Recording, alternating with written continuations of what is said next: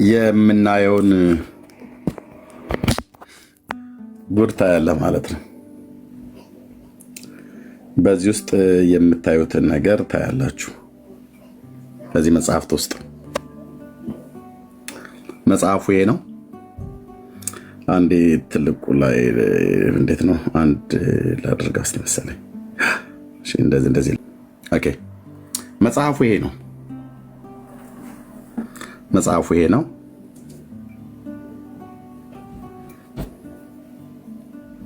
ታያችኋል።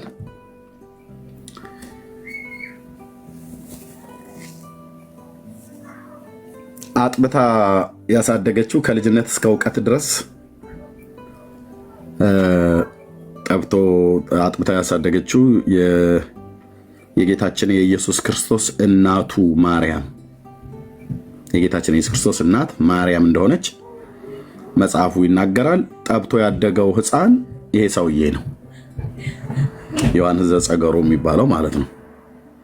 እሱ ብቻ አይደለም። እዚህ መጽሐፍት ውስጥ የምናየውን ነገር አብረን እናያለን ማለት ነው። ጸጋ ይብዛላችሁ። እንግዲህ እንዳልኳችሁ እኔ ያለኝ ኤርሚያስ ስድብ ነው። ስድብ እንድሳደብ ይፈቀድልኝ ብሎ የሚል ሰው ካልሆነ በስተቀር ሌላው በእውቀት ሊያወራ የሚችል ሰው ካለ መምጣት ይችላል። አይ ስድብ ነው ያለኝ ብሎ የሚል ሰው ግን ካለ እኔ በቃ እስከዛሬ ድረስ ተሳድቦ ለስድብ ታች እዛው ኮሜንት ላይ መሳደብ ይችላል። ኦኬ እና ቴንኪው ተባረኩ። የሚፈለገውን ቁጥር እንሙላና የግድ ብዙ መጠበቅ የለብንም፣ እንቀጥላለን። ቁጥሩ ብቻ እሺ። ወደ 5000 ልትሞሉት ነው ወገኖች።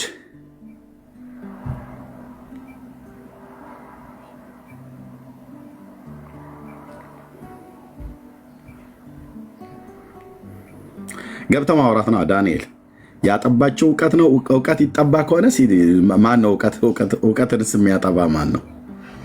አሁን አየን። ያጠባቸው እውቀት ነው፣ እርጎ ነው፣ አጓት ነው የሚባል ነገር ትቶ ገብቶ ማውራት ነው። ብራዘርዬ ኦኬ፣ ልብ በሉ።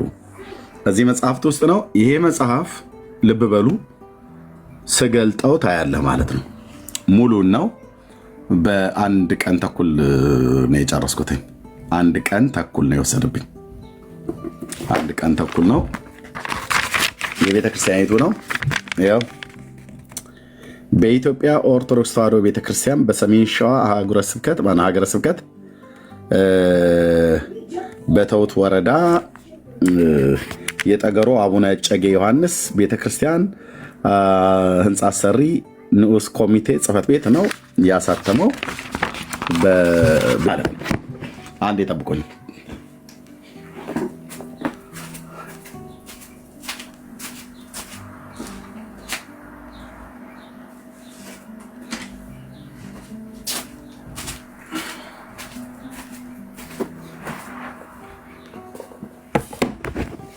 እሺ ኦኬ፣ ለእግዚአብሔር ክብር ይሁን።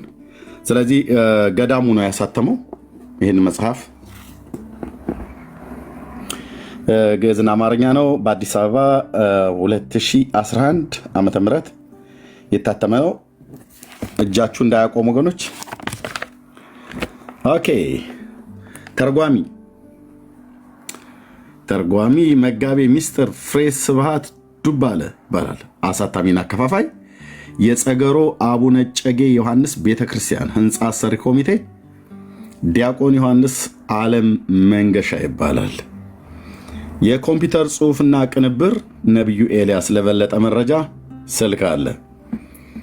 ይህን መጽሐፍ ያላሳታሚው ፍቃድ መልሶ ማሳተም በህግ የተከለከለ ነው ይላል። 2011 ማለት ነው። ኦኬ፣ አታሳብብም ማለት ነው። ኤርሚያስ ጋር መጥተህ እየየ አትልም። ኦኬ፣ ያው ጠንካሮ ነው ጸገሮ የሚባለው ይሄ ነው። ኦኬ፣ በዚህ መጽሐፍቶች ውስጥ ያለውን ነገር እንዳነበበ ሰው እጋፈጠዋለሁ ታሪኩን። አንተ መናፍቅ፣ ለአንተማ መመለስ አያቅተኝም ብሎ የሚል ሰው ካለ ዌልካም በሉት። እሺ ገድሉ አንድ ብቻ አይደለም። ይሄኛው በደብሩ ነው የታተመው። የሚገርማችሁ አሁንም ገድሉ ሌላኛው ገድል አሁንም ገድለ ቅዱስ አቡነ እጨጌ ዮሐንስ ዘጉንዶ ተክለ ሃይማኖት ያሳተመው በኢብራሂም ማተሚያ ቤት የታተመው ይሄም በገዳሙ ነው የታተመው። ልብ በሉ የጉንዶ ተክለ ሃይማኖት ማለት ነው። ይኸው አሳታሚ የጉንዶ ተክለ ሃይማኖት አንድነት ገዳም አሳታሚ ይምራን ማተሚያ ቤት አዲስ አበባ። ስልክ ቁጥር ይኸው እኔ ጋር አትለፋልፍም መተ ማለት ነው። ስክሪንሾት አድርግ፣ ጠይቅ፣ መርምር፣ ተመራመር። እኔ እንደሆን ማንበብ ስራዬ ነው አልኩ። ያነበብኩትን ወደ ብርሃን አሰጠዋለሁ። ዓለም ቢንጫጫ ዓለም ቢተራመስ ጉዳይ ነው። ምንም ልረዳህ አልችልም ብራዘርዬ። ከመግቢያው ጀምሮ እንደዚህ እያነበብኩ ምን ችግር እንዳለበት ጥርስ ከምላሱ ነቅሼ የማወጣ እንጂ ኮሌጅ በጥሻለሁ ተምሬያለሁ ብሎ እንደሚል እንደ አንዳንድ ደናቁርት እማላነብሰው አይደለሁም ለማለት ፈልጌ ነው እግረ መንገዴን። ኦኬ ብዙዎች ደናቁርቶች ሲጮሁ ስለሚሰሙ ኦኬ። እና በገዳሙ የታተመ መጽሐፍት ነው። ይሄም በገዳሙ የታተመው ይሄም በገዳሙ የታተመው ስለ አንዱ ሰውዬ ነው የተጻፈው። ስለ አንድ ሰው ታሪክ ነው የሚናገረው። አባ ዮሐንስ ስለሚባለው ዘጸገሮ የሚባለው ሰሜን ሸዋ ውስጥ ነው ገዳሙ ያለው። እና በዚህ ክፍል ላይ ሰውየው የምን ሀገር ሰው ነው? ወደ ኢትዮጵያ መቼ መጣ? ለምን መጣ? በየትኛው ዘመን ነበር የነበረው? በገዳም የነበረው ቆይታ ምን ይመስል ነበረ? አጸናነሱ ላይ ሲጸነስስ ጀምሮ ምን ነበረ? ሲወለድስ ምን አይነት አስተዳደግ ነበረው? በስንት ዓመት ወደ ገዳሙ ገባ? ማን ወደ ገዳሙ ገባ ብሎ ያለው? ከነማ ጋር ኖረ?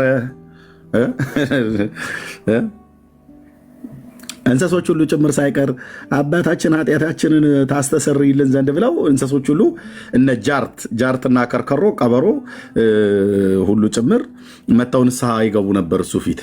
ጃርት ቃል በቃል ተጽፎ ማለት ነው። ጃርት መታ ንስሐዋን የምትናገረው ለዚህ አባት ነበር። ምን ሰርተሻል ጃርት ተብላ ስትባል ኃጢአቷን ስትናዘዝ ይታይ እና እናያለን። እንኳን ደህና መጣችሁ። ታብና ኮፕሊንግ ሽሩ ይቀጥል። ኦኬ ጸጋ ይብዛላችሁ። 6000 ያደርሳችሁታል። 10000 ሙሉትና እንቀጥላለን። ጃርት ንስሐ ገባች ይላል።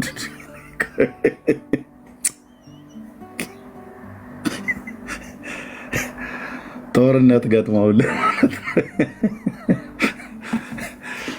ይሄ ብፁዕ አባታችንን እንስሶች ዘንዶ ነው በሱ ላይ የተቆጣውና ዘንዶ ደግሞ የምድር አራዊትን ሁሉ ሰብስቦ እሱ በአለቃነት ሆኖ በአመራርነት ጦሩን እየመራው እነማን ይዘው ይመጣ ጥሩ ነው? ከርከሮ፣ ጃርት፣ ጅብ እና እንደዚህ ጠንቸል ምናምን ነገር ሰብስቦ መጣ እና ብፁዕ አባታቸውን ሲያዩት ንስሐ መግባት ጀመሩ። ለኃጢአታችን ጸልይልን እያለች ጃርት ስለ ኃጢአቷ ስታጸልይ አንቺ ዝም ብለሽ ቁጭ ብለሻል።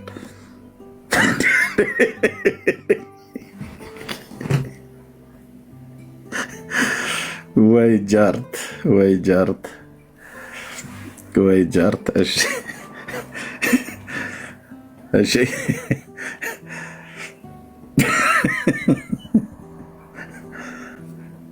ኦኬ አጃዩ ነው ይላል ያረር ሰው። እሺ ታቡና ኮፕሊንግ ሼር ይቀጥል። ቴንክ ዩ ወገኖች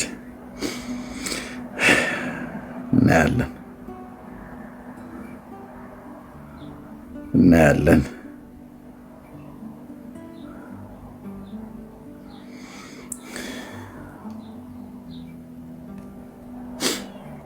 ኦኬ ምንድነው እየሄደ አይደለም ወይ? አውቃችሁ ነው ወገኖች ነው? እንዴት ነው? 6700 አደርሳችሁታል።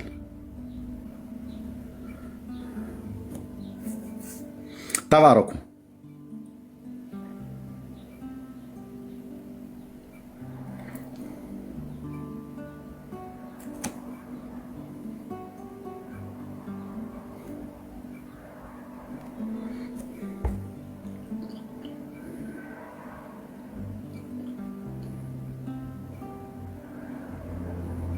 ተባረኩ።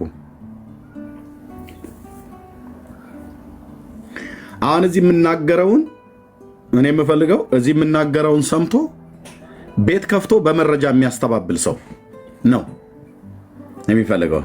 አቅም ያለው ማለት ነው። በመረጃ የሚያስተባብል ይሄ ውሸታም አንተ ውሸታም ብሎ የሚል ማለት ነው። በመረጃ አይ ኤርሚያስ እንደዚህ ነበር ያነበበላችሁ መጽሐፉ እንደዚህ ነበር ብሎ የሚለው ግን ኤርሚያስ ሲተረጉመው ተሳስቷል ብሎ የሚል ሰው የሚያስተባብል ካለ አትችሉትም አልኩ። አትችሉትም። በእግዚአብሔር ቃል በመጽሐፍ ቅዱስ የአንዳንዱ ሰው እኮ ድፍረት እኮ 27 ዓመት ሙሉ መጽሐፍ ቅዱስ ያነብ የነበረውን ሰውዬ መጥቶ እኔ ነኝ እኮ ይሄን ጥቅስ በመጀመሪያ ያነበብኩት ብለው የሚሉ ማለት ነው። ይሄ ማፈሪያነት ነው፣ አላዋቂነት ነው፣ አላዋቂነት ነው። ኦኬ ቴንክ ዩ። ታብና ኮፒ ሊንክ ሼር አድርጉት።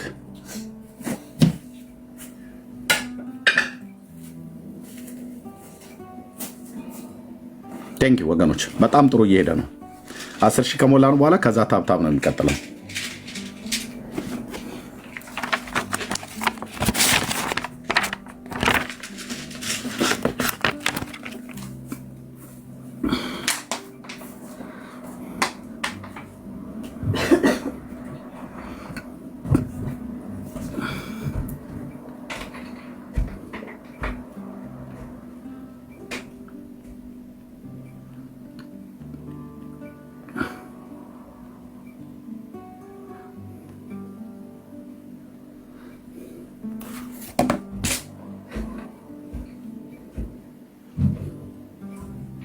ቴንክ ዩ ወገኖች፣ ዛሬ የሚታየው ይሄ ነው። ዛሬ ብቻ ላይሆን ይችላል።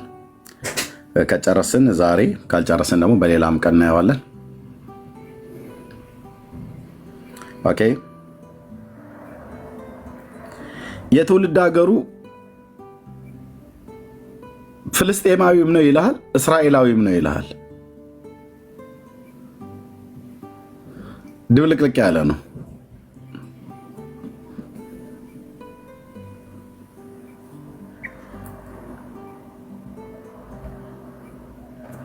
ኦኬ ተባረኩ።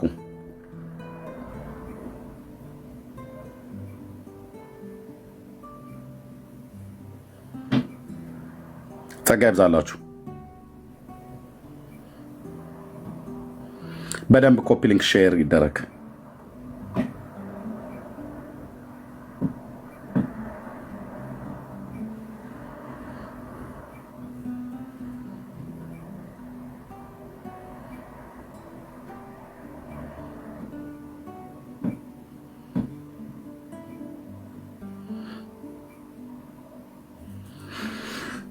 ኦኬ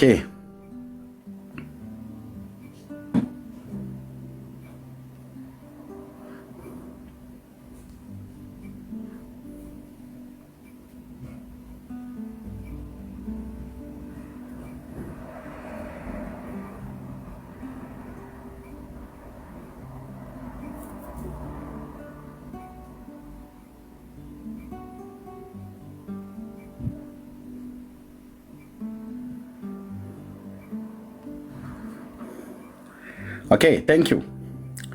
እየሞላችሁት ነው። ከዛ ወደ ታብታቡ እንሄዳለን። ለእግዚአብሔር ክብር ይሁን።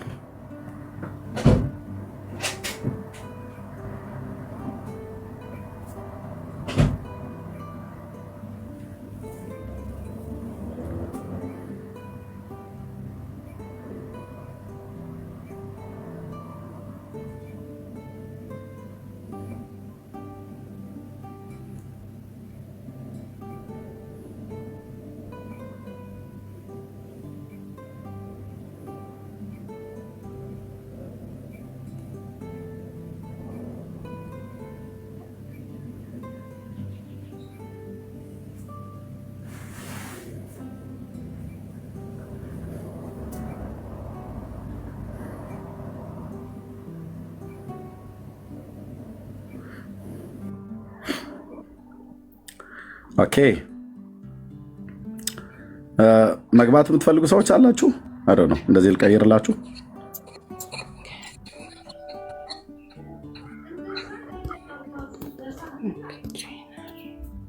ኦኬ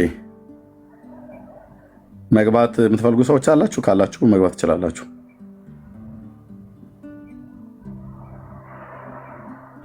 ኦኬ፣ ይህ ሰውዬ ማን ነው? አገሩ የት ነው? እናቱ ማንና ማን ይባላሉ? መቼ ነው የተወለደው? አወላለዱ ላይስ ምን ይመስላል? በሴትና በወንድ መካከል የሚደረግ የግብረ ሥጋ ግንኙነት ሳይደረግ ሰው ይጸነሳል? ሰውስ ይወለዳል? ከሆነ እንዴት? የት ሀገር ነበረ ይኖር የነበረው? ኢትዮጵያ መቼ ነው የመጣው? ለምን ዓላማ መጣ? ስሙ ማን ይባላል? ኦኬ፣ ይህ ሰው ኢትዮጵያ መጥቶ ምን አደረገ? ምን ሰራ? መቼ መቼ ነው የሚከብረው? ክብረ በዓሉ መቼ ነው የሚውለው?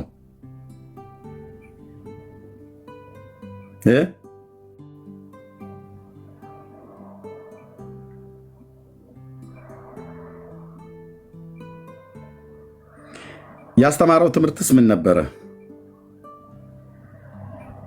ወገኖች ያስተማረው ትምህርት ምን ነበረ? ምን ምን አስተማረ? ክንፍ እንዴት አበቀለ? ማን ነው ክንፍ ያበቀለለት? ከዚህ ሰው ምንድን ነው የምንማረው? ምንድነው የምትሉት? የውይይት ጥሪ ምናምን ነገር ብላችሁ የምትሉት ምንድነው? ባልቴት ሁሉ ጭምር ሳይቀር እኮ ነው አሁን የውይይት ጥሪ እያለ የሚጠራ። ምንድን የውይይት ጥሪ የምትሉት? ምንድን የውይይት ጥሪ? የሆነ ጽሁፍ እየጻፋችሁ ያላችሁ ሰዎች ማነው እሱ ገብተው የሚያወራ?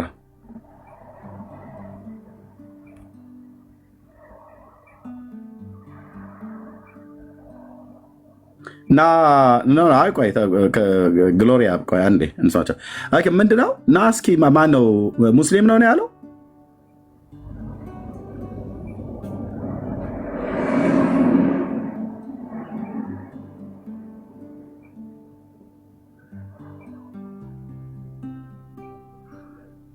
የሉም ማለት ነው። ጭጭ አሉ ማለት ነው።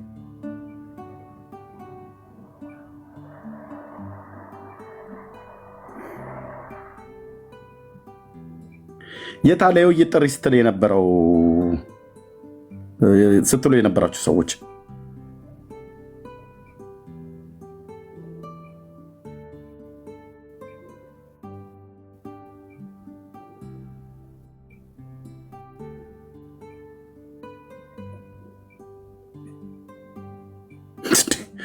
አሁን ኮሜንት ጽፏ ነበር። የሁለት ሶስት ሰዎች የሆናችሁ ማለት ነው።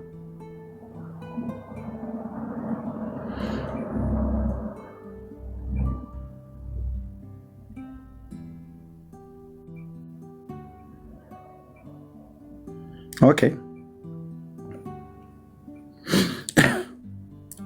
እሺ፣ እንዴት ነው የሚነበበው ስምህ? ጌቾ ማለት ነው? ጌቾ ነው፣ በኦሮምኛ ነው። እሺ፣ አንተ ነህ የውይይት ጥሪ ያልከው? ለምን አትቀበልም? ከዘማርያም ጋር ባለህ በምትፈልገው የፈለግከውን ነገር ይዘህ ቀረብ ብሎሃል። ለምንድን ነው ፈቃደኝነት የከለከልከው? ወንድ የሆነ ይምጣ ስትል አልነበረም? እኛ በጉጉት እንጠብቅ ነበረ። ታዲያ ለምን ሸሸህ? አስተነፈስኳችሁ እኮ ጥሩ አድርጌ አስተነፈስኳችሁ። አላየህም እንዴ? 25,000 ህዝብ በሚከታተለው ቀጥታ ስርጭት ላይ ትምክታችሁና ትቢታችሁን የሰበረው እግዚአብሔር። ሌላ ዘመሐመድ ካለህ ናግባ።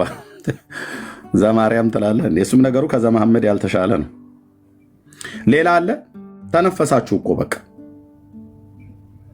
አብጦ የነበረውን ጎማ አስተነፈስ ነው እንዳለ መንግስቱ ኃይለማርያም አስተነፈስናችሁ እኮ እና በየቦታው መተንፈስ አይከብድም እንዴ? እሺ ናቤል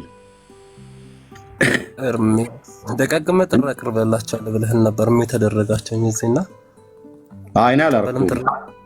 እኔ አላረኩም። ምንድነው? ከየት ቤተ እምነት ነህ አንተ? እኔ ሙስሊም ነኝ። ኦኬ፣ የምን ጥሪ ነው? ማን ነው ጥሪ ያደረገልኝ? አንተ አላረክሳ አላርገውልሃል። አንተ ጥሪ ደጋግመ ለሙስሊሞች አቅርበላ አለመጡም ብለህን ነበረ። መቼ? ሪከርድ አለ እኮ። አይ መቼ ነው እኔ ያልኩትኝ? ይሄን ጥሪ ምን አይነት ጥሪ ነበር ያቀረብኩላችሁ? አሰማው። ቤት ሪከርዱን አምጣው። አዎ ብያለሁ። መጀመሪያ ተፖስተው ሪከርዱ ነው እኮ አሰማው። ሪከርዱ ምን ብዬ ነበር ጥሪ ያቀርብኩላችሁ? አንተ አሁን እዚህ ዲቤት ማድረግ ትፈልጋለህ ከኔ ጋር? አሁን እዚህ ጋር ኖ አንተ አሁን ዲቤት ማድረግ ትፈልጋለህ ከኔ ጋር? ምን ትላለህ? ኖ ችግር የለውም። እኔ እኮ አውቀዋለሁ እኮ አልኩህ። ዲቤቱን ማድረግ ትፈልጋለህ ከኔ ጋር አሁን እዚሁ? ያህዌ ነው ወይስ አላህ ነው እውነተኛ አምላክ ብለህ ገደል? ዲቤቱን ማድረግ ትፈልጋለህ? ሙስሊም ነው ወይስ ክርስቲያን? እየነገርኩህ ያለሁትን ስማኝ። ዲቤቱን ማድረግ ትፈልጋለህ? አሁን ተግባቦት ካላወቅህ ታች አወርድሃለሁ። እኔ ጋር እንደ ጭቅጭቅ የለም ታውቃለህ። ተግባቦት ማለት እኔ ለማወራ ነገር ስትመልስልኝ አንተ ለምታወራው ነገር ስመልስልህ ነው ተግባቦት ጥሩ የሚሆነው ማለት ነው። የጠየኩህ ጥያቄ በየትኛውም አቅጣጫ ዲቤት አሁን ከኔ ጋር እዚሁ ጋር ማድረግ ትፈልጋለህ? አንተ ነጠራው ማን ነው? እኔ ማን እንደጠራኝ አላውቅም። አልደረሰም። እኔ አልደረሰኝም። ባልቴቱም ሽማግሌውም አሮጊቱም ፖስቻለሁ። ገብተህ ማየት ትችላለህ። ኧረ እኔ ስራ ማየት ጠፋብኝ። አንተ ማድረግ ትፈልጋለህ ዲቤት እዚህ አሁን ከኔ ጋር? ምን ላይ እናድርግ? በምትፈልገው ላይ አሁን ባልከው ላይ ማለት ነው። እኔ እንደውም ከእናንተ ጋር ማውራት የምፈልገው የእናንተ አላህ ብላችሁ የምትሉት አምላካችሁ እስራኤልን ከግብፅ ምድር መርቶ ያወጣ ነው ወይ ብዬ እጠይቃለሁ። ምክንያቱም የቀደሙት ነቢያትን ሁሉ ጭምር ስማቸውን አንሻፋችሁ አጣማችሁ ስለምትናገሩ ማለት ለምሳሌ ሙሴን ሙሳ፣ አብርሃምን ኢብራሂም እያላችሁ፣ ሰለሞንን ሱለይማን እያላችሁ ስለምትጠሩ፣ ዳዊትን ዳውድ እያላችሁ ስለምትጠሩ፣ ስለዚህ ክሌም ታደርጋላችሁ ማለት ነው የያህዌን የእስራኤልን ነቢያት የእኛን ነቢያት ስለምጠቅሱ በዛ ላይ ዲቤት ማድረግ ትፈልጋለህ ከኔ ጋር? ውይይቱን ትቀበላለህ? ዲቤት ማድረግ ትፈልጋለህ? አሁን እኔ እኮ እየጠየኩ ነው። ውይይቱን ትቀበላለህ? ሳትቀበልም ነው ጥያቄ። እታች ውረድ። እንደዚህ ነው በአንድ እግር ማቆምህ። እታች ውረድ። ዲቤት ማድረግ የሚፈልጋለህ ሙስሊም ሆኖ ከኔ ጋራ በዚህ ጉዳይ እስራኤልን ከግብፅ ምድር መርቶ ያወጣ የእስራኤል አምላክ እግዚአብሔር አላህ ነው ብሎ የሚል ሰው ካለ ማለት ነው። የእስራኤል አምላክ እግዚአብሔር ስሙ አላህ ነው ብሎ የሚል ሰው ካለ በሌላ ጊዜ መምጣት ይችላል ማለት ነው። ይሄ ቃሌ ነው፣ አይታጠፍም።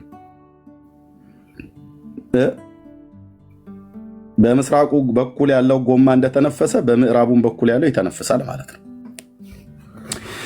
ኦኬ፣ ስለዚህ የለህም ማለት ነው። እኔ አሁን ጊዜ መውሰድ አልፈልግም። ጥሪ የሚቀበል ሰው ካለ እኔ ጥሪ አንደኛ ያልኩት ይሄን ነው። ልብ በሉ። ከኔ ጋራ ሙስሊም ሆኖ ሊያወራ የሚችል ሰው ካለ የብሉይ ኪዳንን የእስራኤልን ነቢያት የአባቶቻችንን ነቢያትን ክሌም ታደርጋላችሁ፣ ስማቸውን እያንሻፈፋችሁ ማለት ነው፣ እያጣመማችሁ ትጠራላችሁ። መጥራቱ ጥሩ ነው፣ ችግር የለውም። ግን እናንተ አምላካችን ብላችሁ የምትሉት እስራኤልን ከግብፅ ምድር መርቶ ያወጣ ነው ወይ? በእውነት ዕብራዊውን እስራኤላዊውን ነቢይ ታላቁን ነቢይ ሙሴን አላህ ብላችሁ የምትሉት የመሐመድ አምላክ እና የሙስሊሞች አምላክ አናግሮታል ወይ? አቤት አናግሮታል ወይ? ይህንን የእስራኤል ሕዝብ ምን ይላል በዚህ ጉዳይ ላይ? እናንተ አረባውያኑ ስለተናገሩ ብቻ አይደለም፣ እስራኤላውያኑ በዚህ ጉዳይ ላይ ምን ይላሉ? ምን ያወራሉ? እሺ ምን ያወራሉ? ምን ይናገራሉ?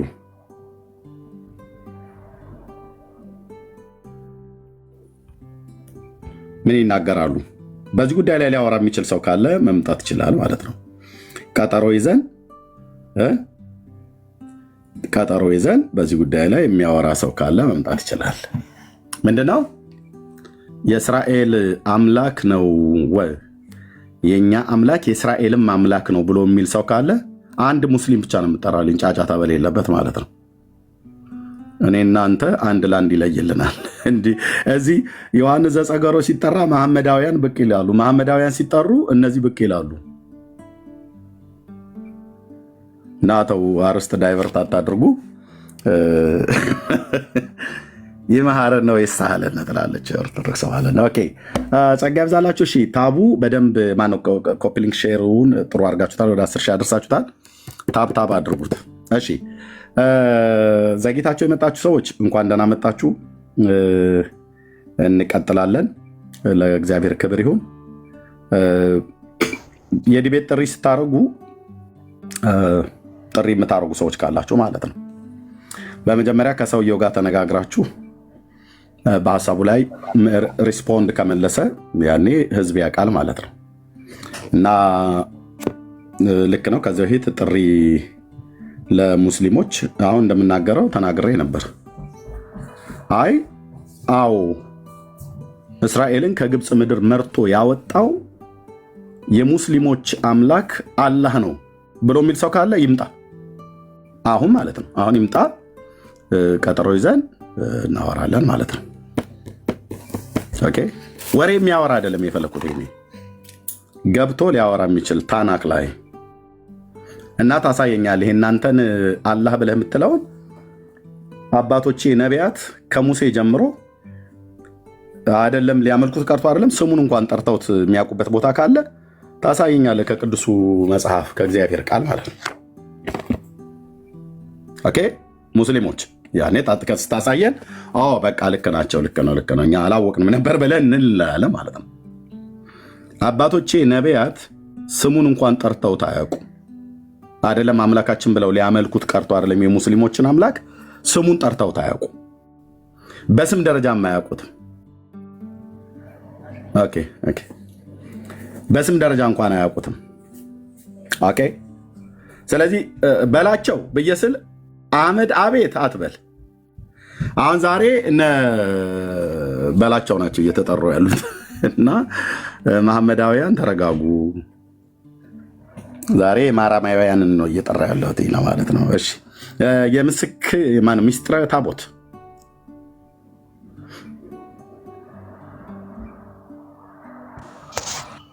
አቤት ኤርሚ እንዴት ነህ? ሰላም ነው?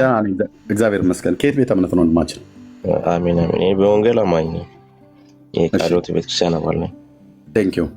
እታቸውን ሰማን። ቴንኪው ወንድማችን፣ ቴንኪው። ጸጋ ይብዛላችሁ። ኦኬ። ለእግዚአብሔር ክብር ይሁን። እንኳን ደህና መጣችሁ ሁላችሁንም። ታቡ ይቀጥል። ታቡ ብቻ ይቀጥል። እሺ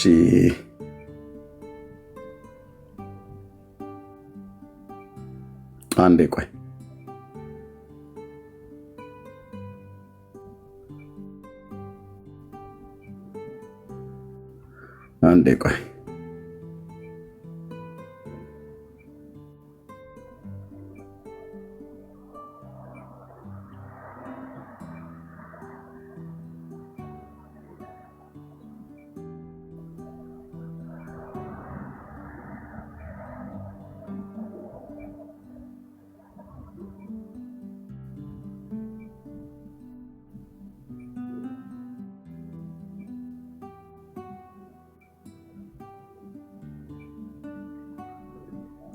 ኦኬ።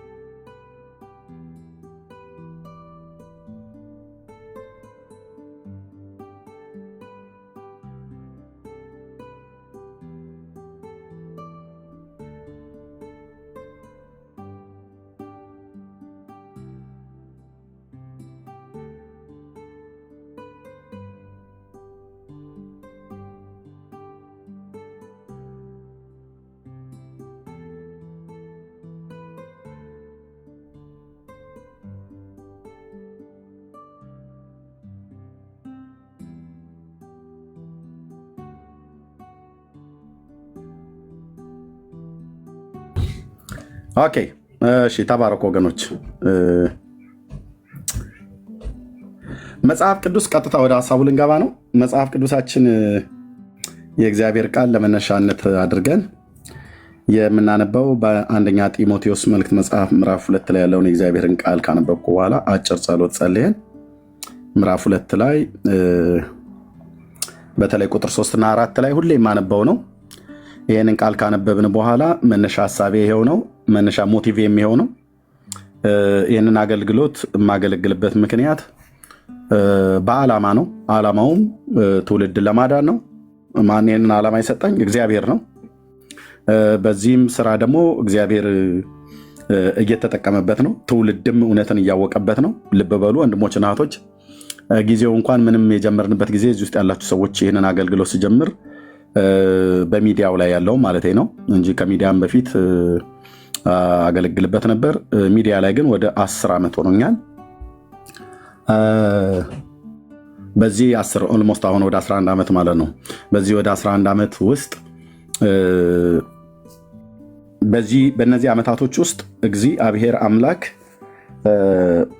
ብዙ ትውልድ ከእንቅልፉ እንደሚነቃ ሰው እንዲነቃ ስህተት የሆነው እውነት ነው ብሎ የተቀበለው ስህተት እንደሆነ እንዲያውቅ ስህተት የሆነውን ደግሞ ያወቀውን ደግሞ ከዛ ከስህተት ርቆ ወደ እውነት እንዲመጣ እግዚአብሔር አምላክ እጅግ ተጠቅሞበታል። በእውነት ጌታ እግዚአብሔር በሚያውቀው ማለት ነው።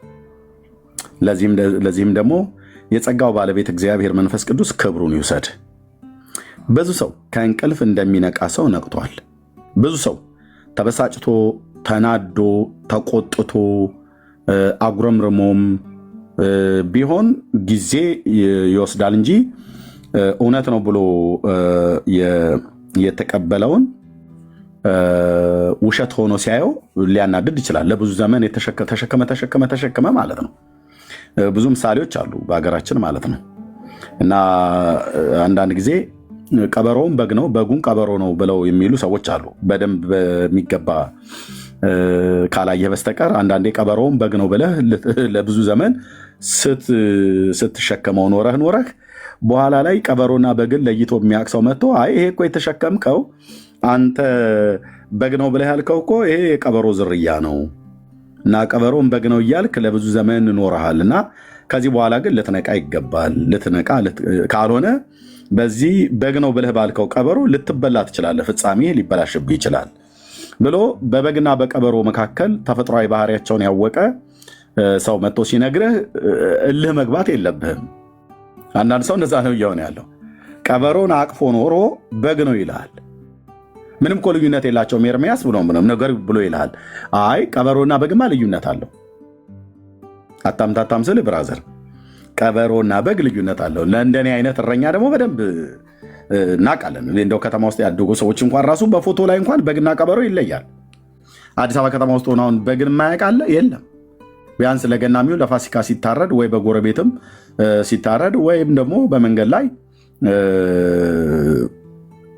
ሲያልፉ ታያለህ እና በግን ታውቃለህ። ቀበሮ እንኳን ሲያልፍ ባታይም በግን ግን ታውቃለህ። እና እንደዚሁ ነው በመንፈሳዊም ዓለም ላይ ሐሰት የሆነውን እውነት ነው ብለው ሰዎች ለብዙ ዘመን ታቅፈውት ይኖራሉ። እውነት የሆነውን ደግሞ ሐሰት አድርገው ደግሞ ሰዎች እውነትን እንዲጠለሽ፣ እውነት እንዲደበቅ፣ እውነት እንዲሰወር፣ እውነት ስፍራ እንዳይኖረው ደግሞ ያደርጋሉ ማለት ነው። ስለዚህ አሁን የኤርሚያስ ስራው ምንድን ነው? ሐሰት መሆኑን እውነት መሆኑን ማሳወቅ ነው ለማለት ትውልዱ ማለት ነው። ኦኬ ሐሰት መሆኑን አንተ በምን አውቀው ብለህ ካልከኝ እንግዲህ ዋጋ ያስከፍላል። ልብ በሉ ወንድሞች እናቶች፣ ዋጋ ያስከፍላል። ሐሰት መሆኑን ለማወቅ በጣም ጊዜ ያስፈልጋል። አንደኛ ለማንበብ ጊዜ ያስፈልጋል። መጽሐፍት እስከሆነ ድረስ ዝም ብለህ ውጭውን አሁን እንደዚህ አይተህ ለምሳሌ እዚህ ስራ ያሉትን ማለት ነው። ለምሳሌ ይሄ መጽሐፍ እውነት ነው ሐሰት ነው ብዬ ብለህ አሁን በውጭ አይተህ እውነት ነው ሐሰትም ነው ትላላችሁ። አሁን በጣም ብዙ ሰው ይሄን መስቀል እዚህ ጋር ስላለ ገድለ ቅዱስ አቡነ እጨጌ ዮሐንስ ብሎ ስለሚል በግዕዝና በአማርኛ ስለታተመ አሁን ይሄ መጽሐፍ እውነት ነው ወይስ ሐሰት ነው ብዬ ብል እዚህ ውስጥ አብዛኛው ሐሰት ነው ሊል ይችላል። አብዛኛውም ደግሞ ከፊሉ እውነት ነው ሊል ይችላል። እውነት ነው ብሎ ያለው ሰውን ጠይቀው ጥያቄውን፣ ለምንድን ነው እውነት ያልከው? በምን መረጃ ነው እውነት ያልከው? እውነትነቱን አውቀው ነው ወይ አይተው ነው ወይ ብለህ ብትለው ሳያይ ነው እውነት ነው ብሎ የሚል። እንዴት ሳታይና ሳታነብ እውነት ነው ብለህ ትላለህ? ብራዘር ሐሰት ብሎ ያለውንም ሰውዬ ሐሰት ነው ብሎ ቢልህ አይተህ ነው ሐሰት ነው ብሎ ያልከው? አንብበህ ነው? ምን አግኝተህበት ነው? ሐሰት ለመሆኑ መረጃ ምን ነበረ? በምን ሚዛን መዝነው ነው ሐሰት ነው ብሎ ያልከው ብለህ ጠይቀው። ሐሰት ነው ብሎ ያለውንም ሰው እንደዚሁ እሱ መልስ ያጣል ማለት ነው። ስለዚህ ዝም ብሎ በጭፍን ነው ሐሰት ነው ብሎ ያለው። ስለዚህ መጽሐፍቶችን ውጫቸውንና ከቨራቸውን አይተህ አይደለም ሐሰት ነው እውነት ነው ብለህ የምትመሰክረው ማለት ነው። ግልጽ ነው አይደል? ማለት ምን አዲስ ነገር አወራን ኤርሚያስ ብላችሁ ትሉ በሚገባን ቋንቋ ምንም አላወሳስብም፣ ሳይንስ አላደረገውም። መጽሐፍትን ውጫቸውን አይተህ አይደለም። በግናውን ውጩን አይተህ ትናገራለህ፣ ቀበሮም ውጩን አይተህ ትናገራለህ። ቅድማውን በጉን ቀበሮውን በግ ብሎ ቢል ቁመናቸው ተመሳሳይነት አለው አይደል? የቀበሮና የበግ አንዳንዶቹ ቀበሮች በጣም ትንሽ ቢሆኑም ግን ተኩላ የሚባለው ዝርያ አለው። ልክ እንደ በግ የሚመስሉ አሉ። ጭራቸው አካባቢና እግራቸውን ጆሮቸውና አፍንጫቸውና አፋቸው አካባቢ ላይ ካላየ በስተቀር በስርዓት ቀበሮ ነው የሚመስሉት። አንዳንድ እንደውም ፒክቸር በግ ነው የሚመስሉት። አንዳንድ ፒክቸሮች ላይ አላያችሁትም? ሰዎች እንደዚህ በፎቶሾፕ ምናምን ነገር ሰርተውት መካከላቸው በጎች ናቸው። የበግ መንጋ አንድ ማታ አለ። መካከላቸው ግን አስተውለ ካላየው በስተቀር ቀበሮ መስሎ የማይታየ አንድ አለ። እንደዛ አይነት ፒክቸር አለ። ስለዚህ በውጫዊ ተፈጥሯቸው ላይ አይተ በግና ቀበሮን ትለያለህ። በስጋ አይን አይተ ማለት ነው። ይህን መጽሐፍ ግን በስጋ አይንህ በውጭ አይተህ እውነት ነው ሐሰት ነው ብለህ ለመናገር አትችልም። ይሄኛውንም መጽሐፍ በውጭ አይተህ አይ ይሄማ እውነት ጥርት ያለ እኮ መጽሐፍ ነው ኤርሚያስ እንዴ ምን ነካህ አታይም? መጋቢ አዲስ ሮዳስ ታደሰ ሁሉ አስተያየት የሰጡበት መጽሐፍ ነው እና ምንም እንከን የማይገኝለት የጠራ የነጣ እኮ ነው። እንደ ንጹሕ ልጠጣው የምችለው መጽሐፍ ነው ብለህ ከውጭው አይተህ ከመሰከርክ ወድቀሃል ማለት ነው ብራዘር። ውስጡን ያነበበ ሰው መጥቶ ሲጠይቅ ታፍራለህ ማለት ነው። ስለዚህ በግና ቀበሮውን ውጫቸውን አይተህ ይሄ በግ ነው ይሄ ቀበሮ ነው ብለህ ልትለይበት በምችለው አይነት አተያይ መጽሐፍትን ውጭውን አይተህ እንደ በጉና እንደ ቀበሮ ይህንን ገጹን ምዕራፉን መቼ እንድታተመ በማን እንድታተመ አይተህ ይሄማ ጥርት ያለ እውነተኛ ነው ብለህ ካልክ ትወድቃለህ ማለት ነው። ሲመዘን ሲነበብ ውሸት ሆኖ ሊገኝ ስለሚችል አይ ይሄ መጽሐፍ ውሸት ነው ብሎም የሚል ሰው ካለ ተሳስታል፣ ወድቀሃል። ምክንያቱስ ሲነበብ ምናልባት እውነት ሆኖ ሊገኝ ስለሚችል። ስለዚህ መጽሐፍቶችን እውነት ናቸው ሐሰት ናቸው ብለን ለማለት ምን ማለት አለብን ማለት ነው ወንድሞችና እህቶች? በአጭር ቃል መነበብ አለበት ማለት ነው። ይነበባል ማለት ነው። ይነበባል። አንድ ነገር ጎምዛዛ ነው ብለህ ለማለትና ጣፋጭ ነው ብለህ ለማለት በምላስ ነው ቴስት የምታደርገው። በአምስቱ ስሜት ሕዋሳቶቻችን አይደል? አዎ። በምላስ ቀምሰህ ያላረጋገጥከውን መራራ ነው ብለህ ልትል አትችልም። ከዚህ በፊት ቀምሰዋል ማለት ነው። ለጊዜው ላቀምሰው ትችላለህ። ከዚህ በፊት ቀምሰው የምታውቅ ከሆነ መራራ ነው። ከዚህ ቀምሰው ከሆነ ጣፋጭ ነው። አይ ይሄ ነገር ጣፋጭ ነው አውቃለሁ ብለህ በምን አወቅ? ከዚህ በፊት ቀምሼዋለሁ ኤርሚያስ አውቃለሁ በደንብ እኮ ነው ያጣጣምኩት ነው ብዬ የምልህ እውነት እሱ ራሱ ነው ብለህ ትላለህ። ምክንያቱም ከዚህ በፊት ቀምሰዋል። ከዚህ በፊት ቀምሰው ጣፋጭነቱን አረጋግጠሃል። ከዚህ በፊት ቀምሰው መራራነቱን አረጋግጠሃል። ስለዚህ እኔ በግምት መራራ ነው ጣፋጭ ነው ብዬ የምናገረው ሰው ወይ ሌላም ሰው ቢመጣ ከኛ ግምት ተናጋሪዎች ይልቅ ያንተ መቅመስ በጣም በጣም በጣም በጣም በጣም እውነትነት ያለውን ነገር እንደምትመሰክር ጥሩ ነው። ምንድን ነው ምንም የማይታበል ነው ማለት ነው። ስለዚህ መጽሐፍቶችን ግን ካላነበብክ እንዴት ብለህ እውነትና ሐሰት ናቸው ልትል ትችላለህ? መጽሐፍን ካላነበባን እንዴት እውነት ነው ይሄ መጽሐፍ እውነት ነው ይሄ መጽሐፍ ሐሰት ነው ተብሎ እንዴት ሊባል ይችላል? እኔ አሁን ይህን መጽሐፍ ሐሰት ነው እላለሁ በድርቅና ኤርሚያስ ብሎ አይ በድርቅና አይደለም እና አንብቤ ምንም ሳይቀር ጥርግ አድርጌ አንብቤ ማለት ነው። ጥርግ አድርጌ አንብቤ ሐሰት ነው እላለሁ። አሁን እንደኔ ያነበበ ሰው ካለ እውነት ነው ብሎ የሚል ሰው ካለ አንድ ቁጥር ቢጽፍልን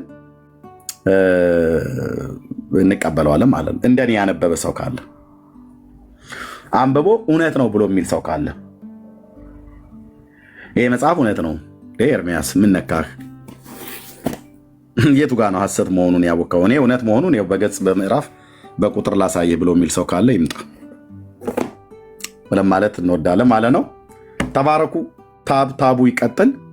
እዚህ ክፍል ላይ ታዲያ ጌታ ምን ይላል? ሰዎች ሁሉ ሊድኑና እውነትንም ወደ ማወቅ ሊደርሱ በሚወድ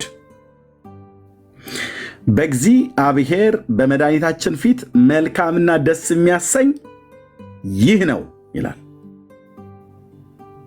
እደግመዋለሁ ይህንን ጽሑፍ፣ ይህን እግዚአብሔርን ያመለካችንን ቃል ማለት ነው። ሰዎች ሁሉ ሊድኑና እውነቱን ወደ ማወቅ ሊደርሱ በሚወድ እግዚአብሔር ሰዎች እንዲድኑ ይፈልጋል ማለት ነው። ሰዎች ሲድኑ ግን እውነትን ወደ ማወቅም እንዲደርሱ ይወዳል ማለት ነው። ይሄ እውነት የሆነው አምላክ ይሄ እውነት የሆነ ራሱ እውነት የሆነ አምላክ ሰዎች ሁሉ እንዲድኑ እና እውነትን ወደ ማወቅ እንዲደርሱ ይወዳል። ሰዎች የሚድኑት እውነትን ሲያውቁ ነው። እውነትን ባላወክበት መዳን የሚባል ነገር የለም። እውነትን ታውቃላችሁ፣ እውነት አርነት ያወጣችኋል ብሎ ያለው ጌታችን ኢየሱስ ክርስቶስም ከዚህ የተነሳ ነው በዮሐንስ ወንጌል መጽሐፍ ምዕራፍ 8 ላይ ማለት ነው። እውነት ምንድን ነው? ሰዎች እውነትን እንዴት ሊያውቁት ይችላሉ? እውነትን ከምንድን ነው ለይተን የምናውቀው? ከሐሰት፣ ጽድቅን ከአመፃ፣ ክርስቶስን ከቤልሆር፣ መንፈሳዊውን ከዓለማዊ ለይተ የምታውቅበት ሚዛንስ ምንድን ነው? እግዚአብሔር ግን እንደዚህ ይላል፣ ሰዎች ሁሉ ሊድኑ ተባነ። ብርኬ ያለ ብርኬ አለውኝ። እርሜ ሰላም ሰላም በል ወንድም። ወይ እርሜ ሰላም በል ሰላም በል ወንድም። ሰላም ብያለሁ። ኤርምሻ እንኳን ደህና ቆያችሁኝ። ግርምሽ፣ ኤምዜድ፣ ዳጊ፣ ዳንዬ፣ ክርስቲያን ወንድምቶች ሁላችሁንም ሰላም ብያለሁ። እግዚአብሔር ከአባታችን ከጌታም ከኢየሱስ ክርስቶስ ጸጋና ሰላም ከሁላችሁ ጋር ይሁን። ስላገኘኋችሁ ደስ ብሎኛል። ተባረኩ። እንግዲህ የኢትዮጵያ ኦርቶዶክስ ተዋሕዶ ቤተክርስቲያን የሚለው እንግዲህ በኮቴሽን ውስጥ ይቀመጥ። በጣም ብዙ እንደዚህ አይነት መጽሐፍቶችን በገበያ ላይ ስታውል እንመለከታለን። እኛም ደግሞ እንደ እግዚአብሔር ቃል እነዚህ መጽሐፍቶች በብዛት እንመዝናቸዋለን። በብዙ በሰው ፊት እያመጣን እናሳያቸዋለን። እኔ ግን አንድ ዛሬ መናገር በፈልገው አንድ ነገር አለ። የኢትዮጵያ ኦርቶዶክስ ተዋሕዶ ቤተክርስቲያን ለ1600 ዓመታት በግብፅ ጳጳሳት ስር ነበረች። ኤርሚዬ ለምን ይመስላል? ለምንድን ነው ለ1600 ዓመታት በግብፅ ጳጳሳት ስር የነበረችው? ለምንድን ነው? የኢትዮጵያ ኦርቶዶክስ ቀኝ ግዛት ይመስለኛል። ዝም ብዬ ጠየም ሳረገው በራሷ መጽሐፍ ላይ ቀኝ ግዛት ኦፍኮርስ የኒቂያ ጉባኤ ውሳኔ ነው ብላ ግብፅ ለኢትዮጵያ በመናገሯ ምክንያት በኒቂያው ጉባኤ ኦርቶዶክስ በግብፅ ስር መሆን አለባት ተብሎ ተወስኗል ተብሎ ስለተነገራቸው እሱን አምነው በመቀበል ለ1600 ዓመታት በግብፅ ጳጳሳት ስር ነበረች እና በጣም የሚገርመው እንደዚህ ብለው አምነዋል የኢትዮጵያ ኦርቶዶክስ።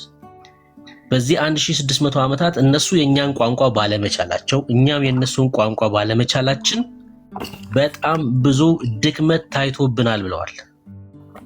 ሲቀጥል እንኳን በአፍሪካ እና በጎረቤት ሀገሮች ክርስትና ሊስፋፋ ይቅርና ኢትዮጵያ ውስጥ እንኳን እንዳይስፋፋ ምክንያት ሆኖብናል ይላሉ። ይህን እንግዲህ በገድልና በድርሳን ላይ አይደለም የጻፉት፣ በውጭ ግንኙነት መጽሐፋቸው ላይ ነው የጻፉት እና በራሳቸው ክርስትናችን በግብፅ ምክንያት እንዳይስፋፋ ሆኗል፣ በጣም ብዙ ድክመት ታይቶብናል፣ እናም ለ1600 ዓመታት በቀኝ ግዛት ስር ነበርን ብለው ጽፈዋል ማለት ነውና ከቀኝ ግዛት ስር በነበሩበት ዘመን ከተጻፉ መጽሐፍቶች መካከል ደግሞ እነዚህ ገድላትና ድርሳናት ናቸው። እነዚህ ገድላትና ድርሳናት ናቸውና እነሱን ነው የምናሳየው ዛሬ ማለት ነው። ተባረኩ ኤርሚዬ። አሁን የተናገርኩትን በማስረጃ በኋላ ላይ እናሳያለን ማለት ነው። ቴንክ ዩ። እሺ ተባረኩ ወንድምነት። መልካም እግዚአብሔር ይባረክ። እሺ ዳጊ እንኳን ደህና መጣ። የኦርቶዶክሱ ወንድም ዳጊ አለ። እሺ እንዴት ነህ? እግዚአብሔር ይመስገን። ኦርቶዶክስ ነው አይደል?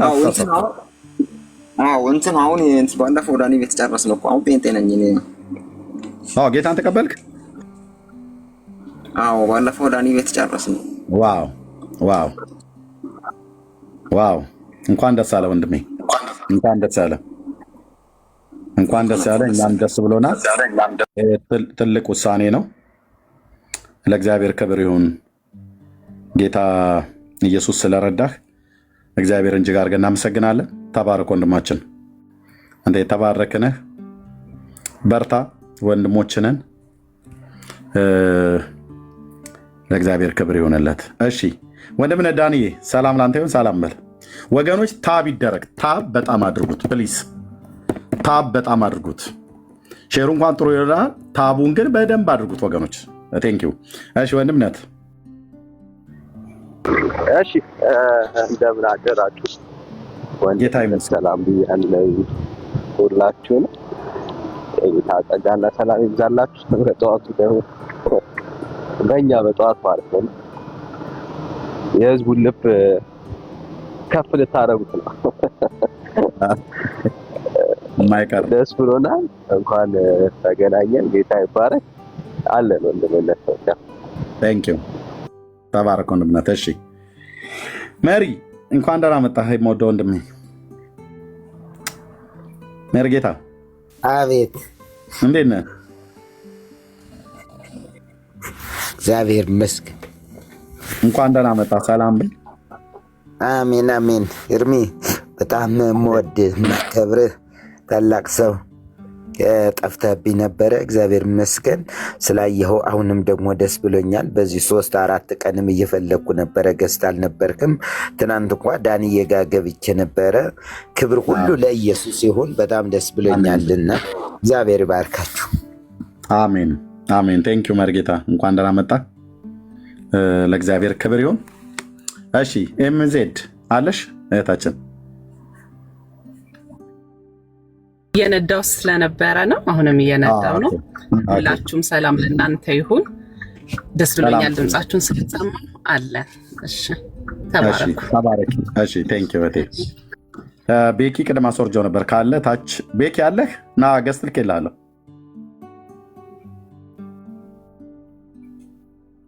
እሺ ለእግዚአብሔር ክብር ይሁን።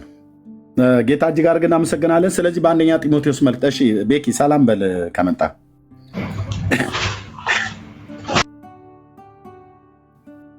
አልሰማኝ መሰለኝ። ኦኬ እሺ አለው። መልካም ለእግዚአብሔር ክብር ይሁን። እንኳን ደህና መጣችሁ ሁላችሁንም። እስካሁን ድረስ የመግቢያ ነገር ነበር ዝም ብዬ ሃይላይት ላይ የነበርኩትኝ። ከዚህ በኋላ ግን ወደ መጽሐፉ እንሄዳለን። ኦኬ መጽሐፍቶችን እንደዚህ አውጥተን የምናሳይበት ምክንያት ግልጽ ነው። ከዛ በፊትም ስንናገር ስለኖርን ምናልባት ዓላማችሁ ምንድነው ብሎ የሚል ሰው ካለ፣ ዓላማው ምንድነው ብሎ የሚል ሰው ካለ የእግዚአብሔር ዓላማ ምንድን ነው፣ እግዚአብሔር ምን ይፈልጋል ብለን ወደ ቃሉ ስንሄድ እግዚአብሔር ይህንን ይፈልጋል። ሰዎች ሁሉ ሊድኑና እውነትን ወደ ማወቅ እንዲደርሱ በሚወድ በእግዚአብሔርና በመድኃኒታችን ፊት መልካምና ደስ የሚያሰኘኝ ነው ይላል። ስለዚህ እግዚአብሔር ደስ ስለሚሰኝበት እግዚአብሔር መልካም ነው ለሚለው ነገር ሁሉ በዘመኔ እተጋለሁ። ጌታ በሰጠኝ ጸጋ ማለት ነው። እዚህም ያሉ ወንድሞች እናቶቼ እንደዚሁ በዘመናቸው ይተጋሉ። እግዚአብሔር ምንድን ነው ብሎ ለሚለው መልካም ነው ብሎ ለሚለው እግዚአብሔርን ደስ የሚያሰኘውና እግዚአብሔር መልካም ነው ብሎ የሚለው ምንድን ነው ብለን ካልን ሰዎች እውነትን ወደ ማወቅ ደርሰው ሲድኑ እግዚአብሔር ያንን መልካም ነው ይለዋል። ያንን ደስ ያሰኘዋል ማለት ነው። ሰዎች ሲድኑ እግዚአብሔር ደስ ይለዋል። ልብ በል ወንድሜ፣ እኛ ነበርን ደስ ይለን የሚገባው የሰው ልጆች ራሳችን በመዳናችን። አሁን ደግሞ ደስ ይለናል። ሰዎች ሲድኑ ደስ ይለናል። አሁን ወንድማችን ቤኪ ጌታን ወንድማችን ዳጊ በቅርብ ነው ጌታ የተቀበለው። ኦኬ ደስ ብሎናል። በሰማይም ቅዱሳን መላእክት ደስ ይሰኛሉ። እግዚአብሔር ሰዎች ሲድኑ ደስ ይለዋል። ኦኬ ሰዎች ደግሞ እንዲድኑ እግዚአብሔር እውነትን እንዲያውቁ ይፈልጋል። እውነት ከሐሰት መካከል ያለ በሐሰት ብዙ በተረታ ተረት ብዙ በትውልድ ታሪኮች ውስጥ ብዙ የተሸፋፈነ ባለበት ነገር ውስጥ ጎልቶ ደምቆ የሚታይ ግን ደግሞ ብዙ አጃቢ ብዙ ደጋፊ ብዙ መስካሪ የሌላት ናት እውነት። ግን ቢሆንም የቱንም ያህል ዘመን በሐሰት ተጠቅልሎ ቢቀመጥም የተለያየ አይነት ድራማ ነገር ቢሰራም እውነት ግን ደምቆ መውጣቱ አይቀርም። ስለዚህ በእግዚአብሔር ፊት መልካምና ደስ የሚያሰኝህ ምንድን ነው እግዚአብሔር ወይ ብለህ ብትለው ሰዎች ሲድኑ ነው። እንዲድኑ ደግሞ እውነትን ወደ ማወቅ እንዲደርሱ ይወዳል። ሰዎች ደግሞ እውነትን እንዲያውቁ ከሐሰት እውነትን ለይተን ማሳየት አለብን። ግልጽ ነው አይደል? አዎ። እውነትን ከሐሰት ለይተን ማወቅ አለብን። ለምሳሌ ለመግቤ ትንሽ ልናገርበትና ከዛ እመጣለሁ።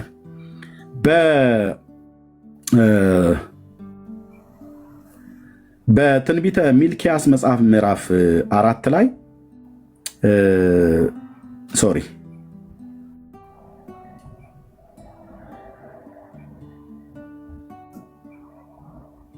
ማነው? ትንቢተ ሚልኪያስ መጽሐፍ ምዕራፍ 1 ላይ ለእስራኤል ቤት እግዚአብሔር የተናገረው ነገር አለና ምን ብሎ ይላቸዋል? አንዴ የጠብቁኝ ወገኖች። እሺ፣ ታብ እና ኮፒሊንክ ሼሩ ይቀጥል። ጸጋ ይብዛላችሁ። ታቡ በሚቀጥል ሰዓት ላይ ቫይራል እየወጣ ይመጣል። ባይዘው ቲክቶክ ለአሜሪካ ተሸጧል የሚል ነገር እየተሰማ ነው። ሙሉ በሙሉ እንግዲህ እስቲ አልጎሪዝሙን ምን እንደሚያደርጉት ባናቅም ግን እኛ እንጠቀምበታለን። ለእግዚአብሔር ክብር ይሁን። ማነው ምዕራፍ 3 ላይ የእግዚአብሔር ቃል ምን ይላል? ትንቢተ ሚልኪያስ መጽሐፍ ምዕራፍ 3 ላይ እንደዚህ የሚል ቃል አለ። ይሄ የአገልጋይ ድርሻው ነው። ምን ይላል? ተመልሳችሁም በጻድቁና በኃጢአተኛው መካከል ለእግዚአብሔር በሚገዛውና በማይገዛው መካከል ትለያላችሁ ይላል። ትለያላችሁ።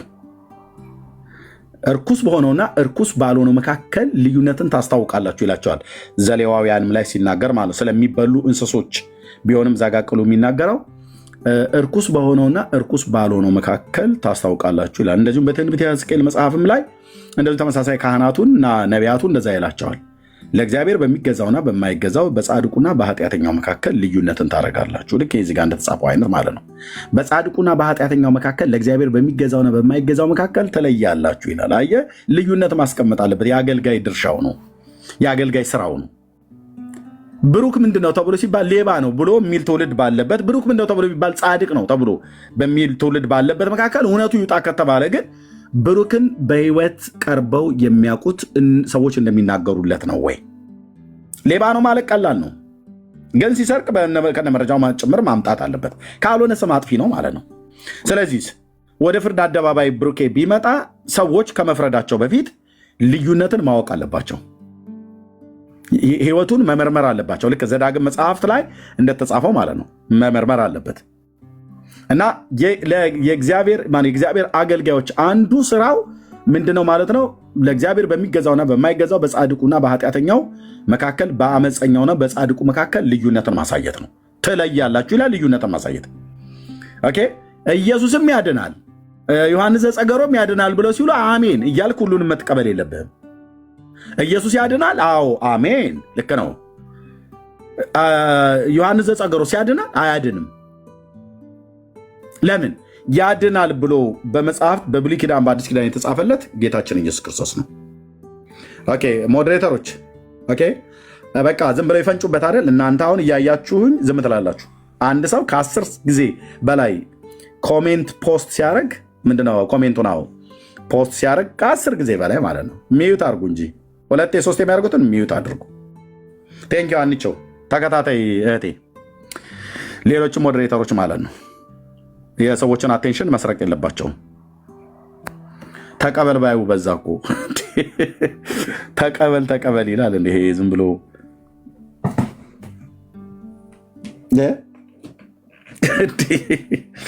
ኦኬ፣ ለእግዚአብሔር ክብር ይሁን። ስለዚህ በእውነትና በሐሰት መካከል ያለውን በጽድቅና በኩነኔ መካከል ያለውን መለየትና ማሳየት የአገልጋይ ድርሻው ነው። ቅዱስ ጳውሎስ ልክ እንዳደረገው ማለት ነው በቆሮንቶስ መልእክት ላይ እንደተባለው ማለት ነው እንደተጻፈው በክርስቶስና በቤልሆር በብርሃንና በጨለማ መካከል በዓለማዊነትና በሚያምኑና በማያምኑ መካከል ያለው ልዩነት ፍንትው አድርጎ አሳየ። እስከዛ ድረስ ጳውሎስ ይህንን መልእክት እስኪጽፍላቸው ድረስ የቆሮንቶስ አማኞች ኢትሶኬ ነበረ፣ ቸርች ውስጥ እንደዛ አይነት የህይወት ስርዓት ነበራቸው። ምን ችግር አለበት ብሎ የሚል አይነት ልምምሱ በጣም አደገኛ አካሄድ ነው። ምን ችግር አለበት የሚባል ነገር የለም። ኦኬ፣ ሁለት አዳኝ የለም። ዓለማዊነት ዓለማዊነት ነው፣ መንፈሳዊነት መንፈሳዊነት ነው። የክርስቶስ ከአጋንንት ጋር ማህበርተኞች እንዲሆኑ አይፈቅድም ቅዱስ ጳውሎስ። ስለዚህ ነው አድምቆ የጻፈው። አይ እዚህም እዛም አታጠቅሱ፣ እዚህም እዛም አትበሉም አላቸው። እሱ ግን መልእክቱን እስኪጽፍበት ጊዜ ድረስ በቆሮንቶሳውያን ዘንድ እንደዚህ አይነት እንትን አስረሽ ምቹ ወይ ደግሞ ድብልቅልቁ ሾ የወጣ አይነት ነገር የህይወት ስርዓት ነበረ። ጳውሎስ ግን ሲጽፍላቸው ምን አለ ይላል? እኔ ከአጋንንትም ጽዋ ከክርስቶስም ጽዋ እንድትጠጡ አልፈቅድም አለ።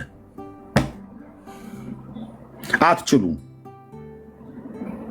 ብሎ በወንጌል የሚያምኑ በወንጌል ወልጃቸዋለሁ ብሎ ያላቸው መንፈሳዊ ልጆቹን ቆሮንቶሳውያንን ከለከለ ማለት ነው። እንዲህ ነው አገልጋይነት። ኢትስ ኦኬ ብለው የሚሉ አሉ። ጳውሎስ ግን ኢትስ ኦኬ አይልህም።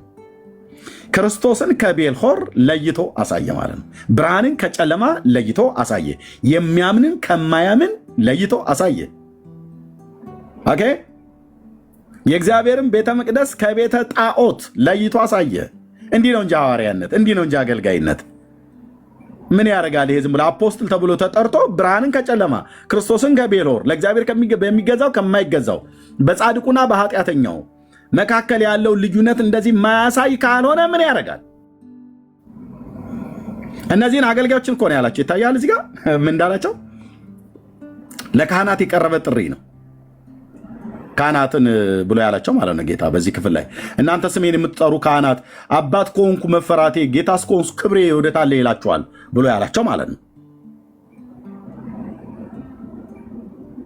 አየ አለዩም ነበር እና ለይተን ማሳየት ተገቢ ነው። በዚህ ቅዱስ የእግዚአብሔር ቃልና በዚህ መጽሐፍ መካከል ያለው ልዩነት ለይቼ ካላሳየው እኔማ አላገለገልኩም ማለት ነው። ወንድሞች አላገለገልንም ማለት ነው። እዚህ ኢየሱስ ያድናል፣ እዚህ ዘጸገሮ ያድናል፣ እዛ ከተማ ያድናል፣ እዛ በርሶማ ያድናል። አይሰራም ብራዘር። አየ ትውልዱ ግራ ተጋብቷል። አሁን እዚህ ሆተ ብርሃንና መጽሐፈ እንዚራ 7ን ስታነብ እመቤቴ ታድናለች ይላል። እዚህ ዮሐንስ ዘጸገሮ ያድናል ይላል። የዓለም ብርሃን ነው፣ የዓለም ብርሃን የሆነ ተወለደ ይላል። በጣም የሚገርማችሁ ሳይወለድ በፊት መልካም ስራ ሲሰራ የነበረ ሕፃን ነው። ምን ሳይል በፊት? ሳይወለድ በፊት። ኤርሚያስ ምን አይነት አማርኛ ነው ግን እያወራ ያለው? አዎ ደግሞ አለው እሰልሰዋለሁ። ሳይወለድ በፊት መልካም ስራ ሲሰራ የተገኘ ሕፃን። ሰውየው በሌለበት መልካም ስራ ይሰራል። አዎ የት ነው ግን የተጻፈው? ይኸው መጽሐፉ ላይ። ለዚህ ቃል አሜን ይላሉ። ሰውየው የለም እኮ ኤግዚስት አላደረገም፣ አልተወለደም። ሳይወለድ በፊት ግን መልካም ስራ የተገኘበት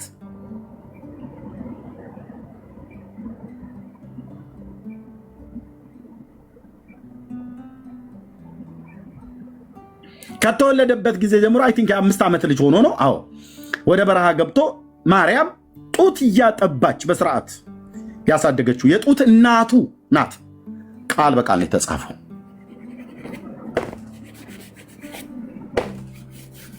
ጽፋላለች ቃል በቃል።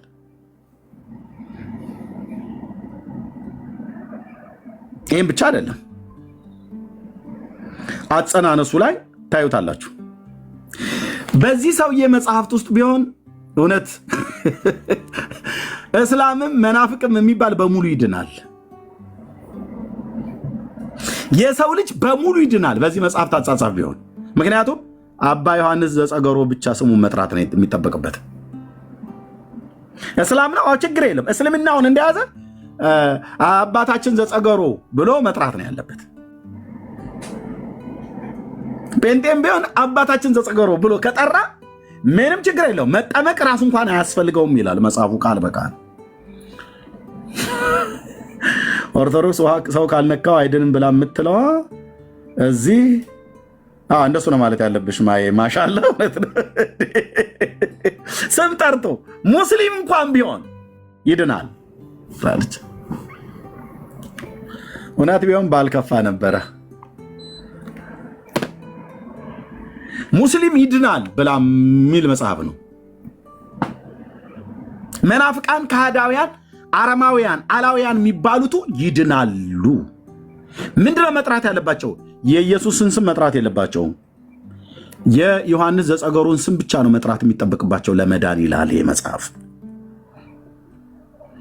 አትችለውም ስልህ መብረቃዊ ጥቃት ማለት እንደዚህ ነው። አንድ ኦርቶዶክሳዊ ገብቶ ውሸትህን ነው ሊል አይችልም። ይሄም ቤት የማይደፍሩት ለዚህ ነው። ውሸታም አንተ ኤርሚያስ ውሸታም ብሎ ቢል ይኸው ካሜራ እንደዚህ ገልጫለሁ፣ ገጹ ላይ ብቻ መውሰድ ነው እና አስነብብህና ምን ትላለህ በዚህ ጉዳይ ላይ እልሃለሁ። እዛ እናትህን እንዲህ ላድርጋት ምናምን ብለህ ተሳድበህ ነው የምትሄደው ማለት ነው። አደፍሩትም ይሄንን ቤት፣ ምክንያቱም ውሸት አይነገርበትም። እኔም ጋር ወንድሞቼም ጋር ስንሄድ ማለት ነው።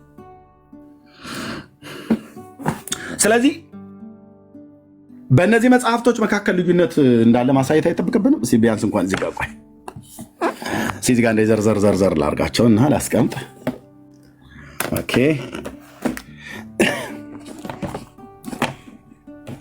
እና ወደ ዋናው ጉዳያችን እንገባለን ማለት ነው። እሺ እንደ ምሳሌ እዚህ ጋር ያሉትን እንደ ምሳሌ ጥቂቱን ላንሳ።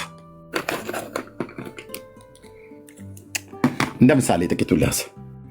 እዚህ ጋር ያው የአባ ዮሐንስ ዘጸገሩ ገድሉ አለ። ሁለት ነው ገድሉ ያለኝ። ኦኬ እዚህ ጋር እግዚአብሔር ቃል መጽሐፍ ቅዱስ አለ። እዚህ ጋር ሆተ ብርሃንና እንዚራ ስብሐት አለ፣ የአባ ጊዮርጊስ ዘጋስጫ መጽሐፍ። እዚህ ጋር ገድለ ገብረ መንፈስ ቅዱስ አለ። እዚህ ጋር የአባ ዮሐንስ ዘጸገሩ መጽሐፍ ነው። እዚህ ጋር መጽሐፈ ዜና ስላሴ የሚል አለ። እዚህ ጋር መጽሐፍ ቅዱስ አለ።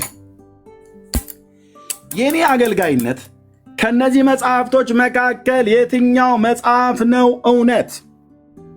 ያንተም አገልጋይነት ያንቺም አገልጋይነት ማለት ነው። የትኛው መጽሐፍ ነው እውነት? ሰው የትኛውን መጽሐፍ ቢያነበው ነው እውነትን ወደ ማወቅ የሚደርሰው? ያንንም እውነት አውቆ ለህይወቱ ድነትን የሚሰጠው የትኛው መጽሐፍ ነው? ይሄ ዝም ብሎ በኋላ ፈሰስ አንድ መጽሐፍ ቁጭ ብሎ አንድ ገጽ አንብቦ የማያውቅ ትውልድ ይህንን ሊያስረዳ አይችልም። እውነቴን ነው የምልህ፣ ይህን ሊያስረዳ አይችልም። ሊያስረዳ የሚችለው ይኸው እንዳነበበ ሰው እንደ ወንድሞቼና እንደኔ ቁጭ ብለህ አንብበህ እነዚህም መጽሐፍት ይሄ መጽሐፍ ዝም ብለህ ከረኑ አይተህ ይሄ የሐሰት ነው የሐሰት መጽሐፍ ነው ብሎ ማለት ነውረኝነት ይሆናል። መጽሐፉን በውጭ አይተህ መናገር ማለት ነው። ኖ የኛ እውነት ሊመስለኝ ይችላል። ኤርሚያስ ብዙ ጊዜ ቀይ እንትን ያለው ምናምን ነገር ኖ ይሄ ግምት ነው። ይሄኛውስ መስቀሉን አታዩም? በጣም ያምራል መስቀሉ እና ይህን መስቀል እንደዚህ አድርገውበት ውሸት ውስጡ ሊገኘው ይችላል ብለህ ነው ኤርሚያስ እስኪ ጠየም አድርገህ አስበው ብሎ በሚልም እውነት አለው ብለህ በሚል ልብህን አትጥልበትም። ይሄኛውንም ጭምር ልክ እንደዚሁ ማለት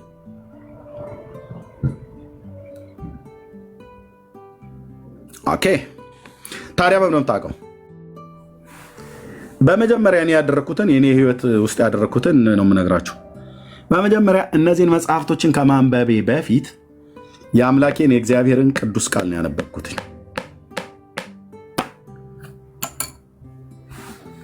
ወንድም አለም እህትዬ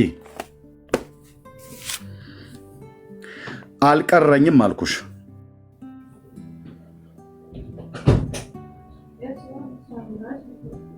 ኦኬ ለትዕቢተኛ ጥሩ መድኃኒት ነኝ።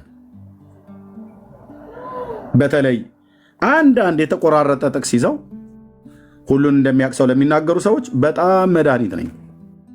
እኔም ሆንኩ ወንድሞቼ እና እህቶቼ። በመጀመሪያ ሰው ማንበብ ያለበት የአምላክን እግዚአብሔርን ያውቃል። ይህንን አነበብክ ማለት ሚዛኑን ያስክ ማለት ነው። መልህቁን ያስክ ማለት ነው። ቱምቢውን ያስክ ማለት ነው። ሚዛኑ እጅ ላይ ያለ ማለት ነው። እንኳን እነዚህ መጽሐፍቶች አይደሉም፣ የኔ ህይወት ራሱ የተመዘነበት በዚህ በእግዚአብሔር ቃል ነው።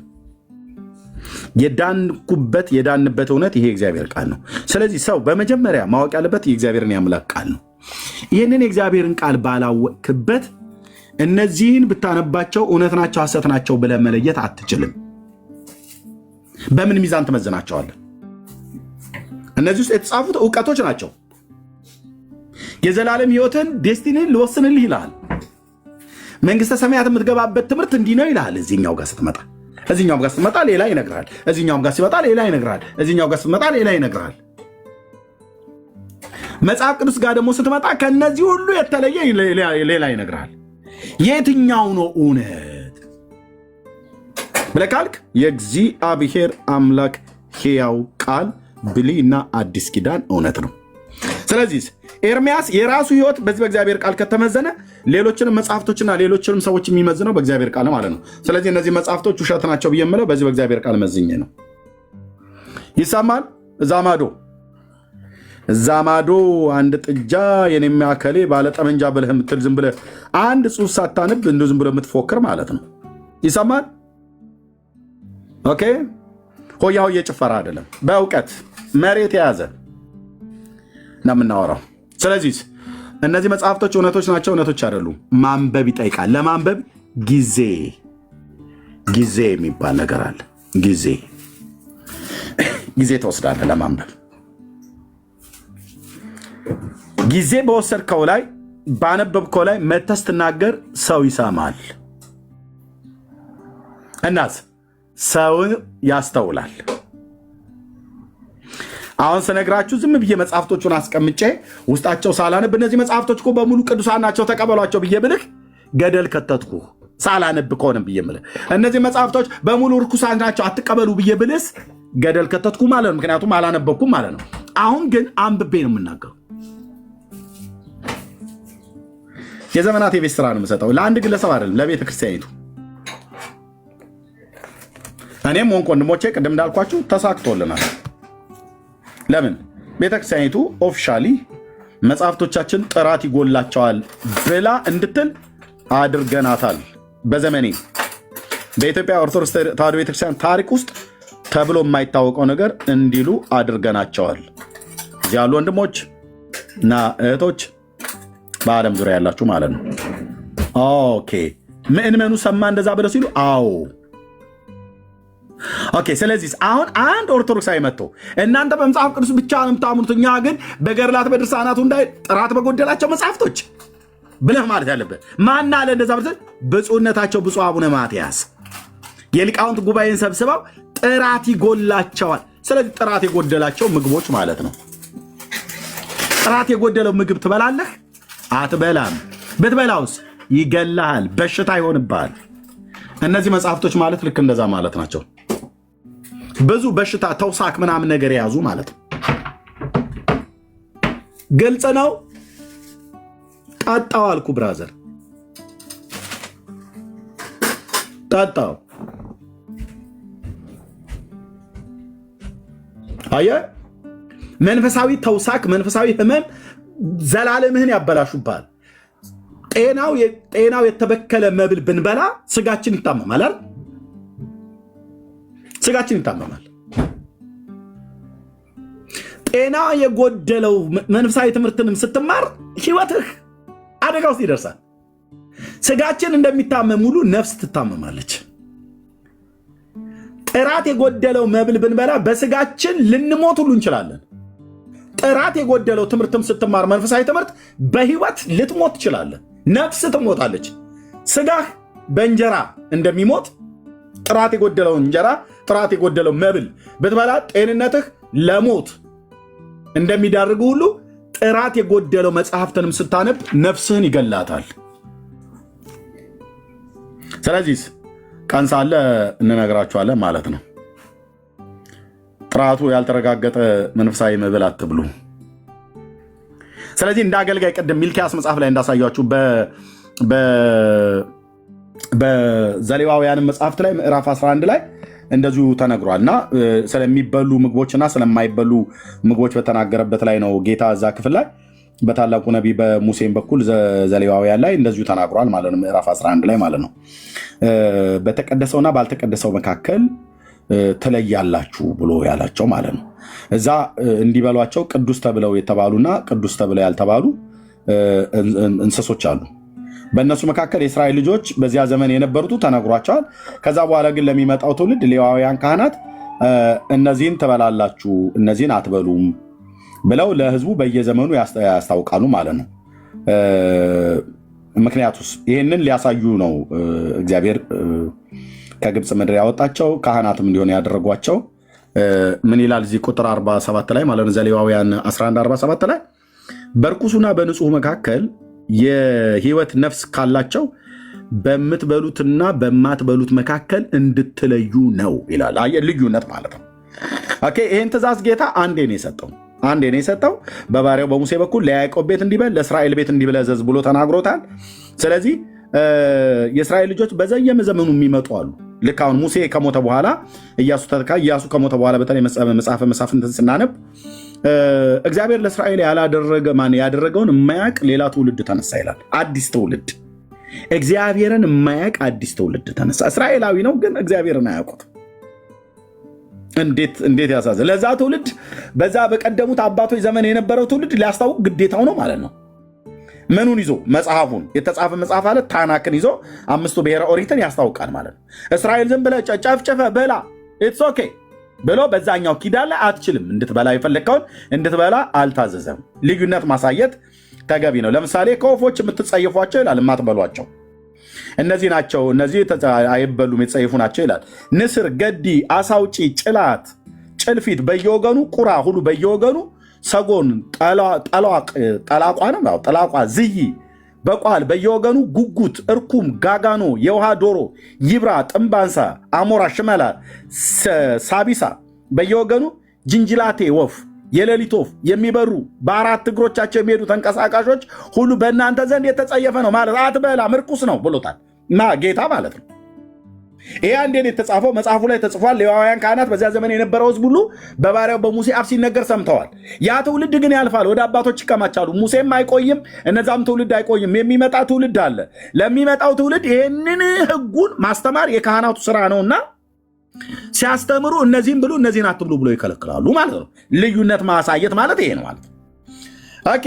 ነገር ግን ከሚበሩ 4 እግር ካሏቸው ከእግሮቻቸውም በላይ በምድር ላይ የሚዘሉባቸው ጭኖችም ካሏቸው ተንቀሳቃሾች እነዚህን ትበላላችሁ። ከእነርሱም እነዚህን ትበላላችሁ። 4 አይነት አንበጣዎች በየወገናቸው ማለት ነው። እስራኤል እንዲበሏቸው የተፈቀዱ አንበጦች አሉ። አሁን በመካከለኛው ምስራቅ ይበሏቸዋል። በእስራኤል አላውቅም፣ በሳውዲ በአረብ ምድር ግን ይበላሉ። መጥምቁ ዮሐንስ የበላው ማለት ነው። እሱን አሰማ ነው። እሱን አንበጣ ነው። አንበጣ ብሎ ኦርቶዶክስ አንቦጣ ብላ አንቦጣ የሚል እንጨት ነው ቅጠል ነው ብላ ትላለች፣ ስታምታታ ማለት ነው። አንቦጣ የሚባለ አንበጣ ነው የበላው። እንዲበሉ የተፈቀደ ድርሳነ ዮሐንስ ገድለ ዮሐንስን ሳነብ ነው ገድለ ዮሐንስን ሳነብ ነው እሱን ያገኘሁት። አንቦጣ የሚል ብላ ማለት ነው። ከየት እንዳመጡት የምን አንቦጣ? ዘሌዋውያን ላይ ተጽፏል። እዚህ 11ኛው ምዕራፍ ላይ እስራኤል እንዲበላና እንዳይበላ የተከለከለውና የተፈቀደልን ማለት ነው። እና እነዚህን ምንም እንኳን ቢጻፍ በየወገኑ የሚነሳው በየዘመኑ የሚነሳው ትውልድ ይህን መጽሐፍ አያውቀውምና የእስራኤል አምላክ ያዘዘውን ትእዛዝ አያውቁምና ሌዋውያን ካህናት ስራቸው ምን ማለት ነው? እግዚአብሔር እንዲበሉ የፈቀደላቸውና ያልፈቀደላቸውን ማስታወቅ ነው ስራቸው ማለት ነው። በጻድቁና በኃጢአተኛው መካከል፣ ለእግዚአብሔር በሚገዛውና በማይገዛው መካከል፣ በሚበላውና በማይበላው መካከል፣ የእግዚአብሔር የሆነውና ዓለማዊ ከሆነው መካከል፣ በአሕዛብና በአይሁድ መካከል ያለው ልዩነት እንደ ሕጉ እንደ ስርዓቱ እግዚአብሔር ብሉይ ኪዳን ላይ ያዘዘውን ካህናትን ነው ልዩነትን ታኖሩልኛላችሁ ያለው ማለት ነው። እና እዚህ ምን አላቸው? በርኩሱና በንጹህ መካከል የህይወት ነፍስ ካላቸው በምትበሉትና በማትበሉት መካከል እንድትለዩ ነው ይላል። ስለ ጭልፊትና ስለ ጉጉት፣ ስለ ጋጋኖ አሞራ ያኔ ካህናቱን የእግዚአብሔር አገልጋዮች የሚበሏቸውና የማይበሏቸው እንደ ሕጉ የተጻፈው እንዲለዩ ካዘዘ ቅዱስ ጳውሎስ በክርስቶስና በቤልሆር በሚያምንና በማያምን በብርሃንና በጨለማ መካከል ያለው ልዩነት ካስታወቀ ስለ መብልም ከአጋንንትም ማዕድ ከክርስቶስም ማዕድ እንድትበሉ ከአጋንንትም ጽዋ ከክርስቶስም ጽዋ እንድትጠጡ አልፈቅድም ብሎ ካለ እኔ እናንተ እንዳፋር ጎረምሳ መፋቂያችንን ይዘን ልዩነት ማናሳይ ከሆነ ወድቀሃል ማለት ነው። እና ኤርምያስስ ልዩነት ማሳየት አለብና የነፍስ መብል ምንድን ነው? እውቀት የት ነው ብሎ የሚለው በመጽሐፈ ምሳሌ 19:2 ላይ ነፍስ እውቀት የሌላት ትሆን ዘንድ መልካም አይደለም ይላል። ነፍስ ከየት ነው የተገኘችው? ከእግዚአብሔር። ዘፍጥረት መጽሐፍ ምዕራፍ 2 ቁጥር 7 እግዚአብሔር ሰውን ከምድር አፈር አበጀው፣ የሕይወትን እስትንፋስ በአፍንጫው እፍ አለበት፣ ሰውም ሕያው ነፍስ ያለው ሆነ ይላል። ነፍስ ከየት ነው የተገኘችው? ከእግዚአብሔር። በመጽሐፈ መክብብ ላይ ሲናገር ሰው ይሞታል ነፍሱም ወደ እግዚአብሔር ትሄዳለች ይላል። ስለዚህ ነፍስ መብል አላት ማለት ነው። አዎ ሰው ከእግዚአብሔር አፍ በሚወጣ ቃል እንጂ በእንጀራ ብቻ አይኖርም ተብሎ ተጽፏል ብሎ ጌታ በማቴዎስ ወንጌል መጽሐፍ ምዕራፍ 4 ላይ ለሰይጣን በምድረ በዳ በነበረው ፈተና ላይ አንዱ ያቀረበለት የእባቡን ራስ የቀጠቀጠበት መልስ ትዝ ይላችኋል። ስለዚህ ሰው በእንጀራ ብቻ አይኖርም ማለት ዘዳግም 8 ላይ እንደተጻፈው አይደለም። የነፍስ መብል ምንድነው? እውቀት። የትኛው እውቀት? የአምላክ ቃል እውቀት። ያ የአምላክ ቃል እውቀት ምንድነው? መጽሐፍ ቅዱስ። መጽሐፍ ቅዱስ እንደዚህ ነው። አየህ፣ ካወራ እንደዚህ ታወራለህ በመረጃ። መጽሐፍ ቅዱስ የማናቸውም ሰው ነፍስ ምን ያስፈልገዋል? የአምላክ ቃል እውቀት። ከእግዚአብሔር አፍ በሚወጣ ቃል እንጂ በእንጀራ ብቻ አይኖርም ተብሎ ተጽፏል። ከእግዚአብሔር አፍ የወጣው ቃል ምንድን ነው? ይሄ ነዋ የእግዚአብሔር ቃል።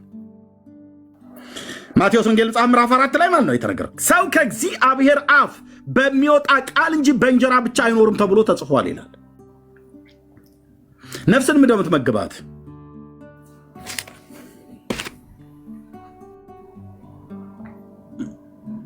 ብዙ የተመረዘ ምግብ፣ የነፍስ ምግብ። እንዳነበበ ሰው እኮ ነው የምነግርህ። እሱን ተውና የነፍስ መብል ጌታዬ እንደተናገረው የኔ ጌታ ለዘላለም ስም ይባረክ። ቴንክ ዩ ሎርድ፣ ቴንክ ዩ ሎርድ። እርሱም መልሶ ጌታ ማለት ነው፣ ፈታኝም ቀርቦ ዲያብሎስ ማለት ነው። ዲያብሎስ ፈታኝ የተባለው ቀርቦ የእግዚአብሔር ልጅ ከሆንክ እነዚህን ድንጋዮች እንጀራ እንዲሆን በል አለው። እርሱም መልሶ ኢየሱስ መልሶ ማለት ነው፣ እርሱ የተባለው ጌታ ማለት ነው። ሰው ከእግዚአብሔር አፍ በሚወጣ ቃል ሁሉ እንጂ በእንጀራ ብቻ አይኖርም ተብሎ ተጽፏል አለው።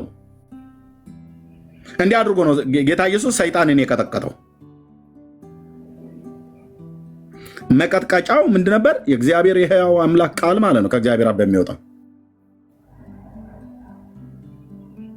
ከቶራ ላይ ከዘዳግም መጽሐፍት ላይ ጠቅሶ የነገረው ጌታ። ስለዚህ ነፍሳችሁ ምን እንደምትመግቧት በመንፈሳዊ ዓለም ላይ መብላችሁ ምንድን ነው? አየህ፣ የሚበሉና የማይበሉትን እንደ ቅዱስ ቃሉ የጻፈላቸውን ልዩነትን አሳይተዋል። ልዩነት ባላሳዩ ጊዜ እንደውም ጌታ እስራኤላውያንን ሲወቅሳቸው ነበር። ካህናቱ ስራቸውን ረሱና ኢትስ ኦኬ ብለዋሉ። በአንድ ጊዜ ላይ ኢትስ ኦኬ ምንም ምልህ ብዙ እንደዚህ ልናከረው አይገባም ብለው የሚል እንዳንዳንድ እንደ ዘመኖቹ አይነት አገልጋዮች ማለት ነው። አይ ብዙ ምልህ ኤርሚያስ 21ኛው መቶ ክፍለ ዘመን መሆኑን አትዘንጋ ምልህ ሰው እንደዚህ ብዙ ሃርድ መስጠት ተገቢ አይመስሎ አይታየኝም ምልህ ሁሉ ነገር በፍቅር ብናደርገው ምናም ነገር ይልልሃል። አየህ እንዲህ አይነት ትውልድ ማለት ነው። በትንቢተ ሕዝቅኤል መጽሐፍ ምዕራፍ 22 ላይ ማለት ነው። ትንቢተ ሕዝቅኤል መጽሐፍ ምዕራፍ 22 ላይ ስራቸውን ያልሰሩ አገልጋዮች 22-26 አካባቢ ላይ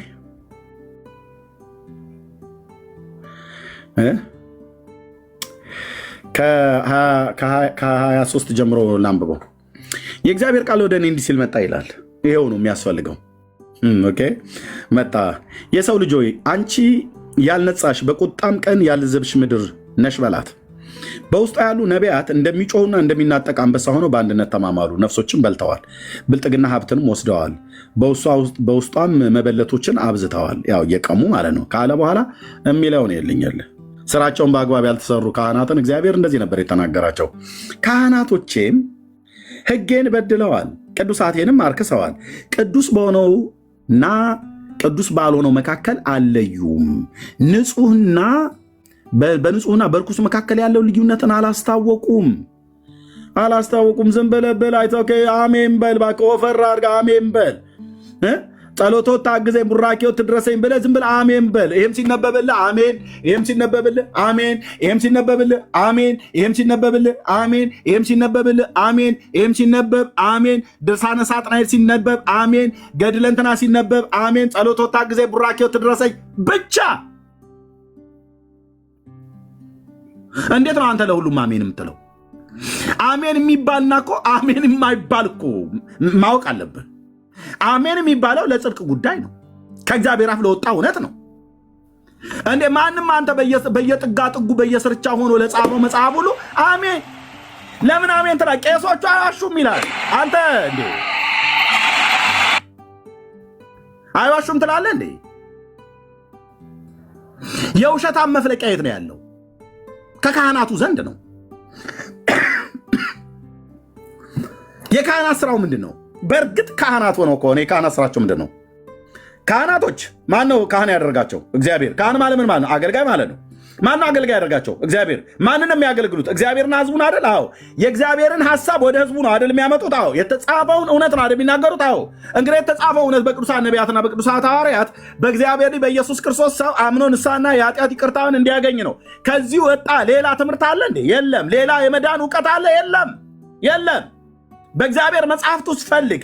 መዳን በእግዚአብሔር ልጅ በኢየሱስ ክርስቶስ በማመን ብቻና ብቻ እንደሆነ ብሉይና አዲስ ኪዳን በቅዱሳን ነቢያትና በቅዱሳት ሐዋርያት የተሰበከው የሁላችን ጌታ በሆነው በልጁ በኢየሱስ ክርስቶስ የተሰበከው ወንጌል ይሄ ነው። ኢየሱስ ያድናል ነው። ከዚህ ውጪ እዚህ ናልኝ የመቃብር አፈር በጥብጠህ ብትጠጣ ትድናለህ ይላል። እዚህ መቃብር ስመህ ትድናለህ ይላል። አንተ ብቻ አይደለም 40 ትውልድ ድረስ ይማርላል ይላል። እሳትን ገሃነመ እሳትን አያየትም ይላል። እዚህ የሰው ትውከት በልተህ አተላ ጠጥተህ ጭስ ነክተህ ትድናለህ ይላል። እና የመዳኛው መንገድ እኮ በዛ። አዎ ራሳቸው ብለዋል። የመዳኛው ስልቱ የመዳኛው ምንድነው? የመግቢያ በሩ ስልቱ በዛልን እያሉ ማለት ነው። የምን ስልቱ? እግዚአብሔር ስንት መንገድ ነው ያስቀመጠልህ? ሰዎች ሁሉ ወደሱ እንዲደርሱ ስንት መንገድ ነው ያስቀመጠው? አንድ። እሱ ማን ይባላል? ኢየሱስ። እግዚአብሔር ስንት በር ነው የከፈተልህ ወደ አብ ልትደርስ? አንድ። እሱ ማን ይባላል? ኢየሱስ። እግዚአብሔር ስንት መስዋዕት ነው የሰዋልህ ወደ እሱ እንድንደርስ ከእሱ ጋር እንድንታረቅ? አንድ። የመስዋዕቱን በግ ማን ይባላል? ኢየሱስ። እግዚአብሔር በሰውና በእሱ መካከል አንድ መካከለኛ አለ ይላል ጳውሎስ። መካከለኛ ሆነ ደግሞ አንድ አለ ይላል። ማን ያ መካከለኛ? ኢየሱስ። እዚህ ግን ብራዘር እና ይሄን ልዩነት አላስታወቁም። አየህ ምን እንደሚል? ካህናቶቼም በሕጌ በድለዋል አለ። ሕጉ ማለት ምን ማለት ነው? ቃል፣ ስርዓት፣ ትእዛዝ ማለት ነው። በድለዋል ቅዱሳቴንም አርክሰዋል ካለ በኋላ ቅዱስ በሆነውና ባልሆነው መካከል አለዩም። ልትለይ ነው የተቀመጥከው። አገልጋይ ከሆንክ ልትለይ፣ በክርስቶስና በሰይጣን መካከል ያለው ልትለይ፣ በመጽሐፍ ቅዱስና በገድላት ድርሳናት በተባለ በሰው ስርዓት ትምህርት መካከል ያለው ልዩነት ልታሳይ ነው። እግዚአብሔር ጠርቶ ብዙዎቻችሁ እግዚአብሔር አልጠራችሁም። ይሄ ቲክቶክ ላይ ወጥተው የሚጮሉ ሕያው እግዚአብሔር ለዘላለም የሚኖረው ንጉሥ አልኩ እኮ። ብዙዎች አልተጠራም።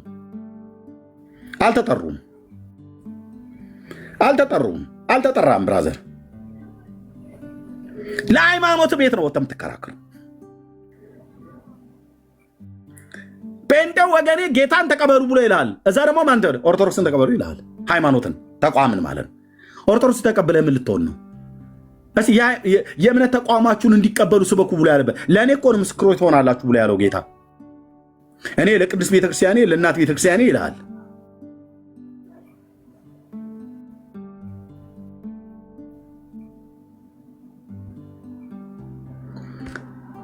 ሲወለድ ጀምሮ የሰማው ምንድነው? ተረት። ሲጠባ ያደገው ምንድነው? ተረት። ስለዚህ ንጹሕና በርኩሱ መካከል ልዩነት አላስታውቁም ይላል። ልዩነት ይኸውልህ የእግዚአብሔር በሆነውና የእግዚአብሔር ባልሆነው መካከል ማለት ነው። ትንቢት ብታመጣ የእግዚአብሔርና የእግዚአብሔር ያልሆነ አለ። ትምህርት ብታመጣ የእግዚአብሔርና የእግዚአብሔር ያልሆነ አለ። የሚበላ ብለህ ብትል እግዚአብሔርና የእግዚአብሔር ያልሆነ አለ። ጋብቻ ፈጽማለሁ ብለህ ብትል በሁለቱም ኪዳን ላይ ጋብቻ ፈጽማለሁ ብለህ ብትል በሚያምንና በማያምን መካከል ብለዋል።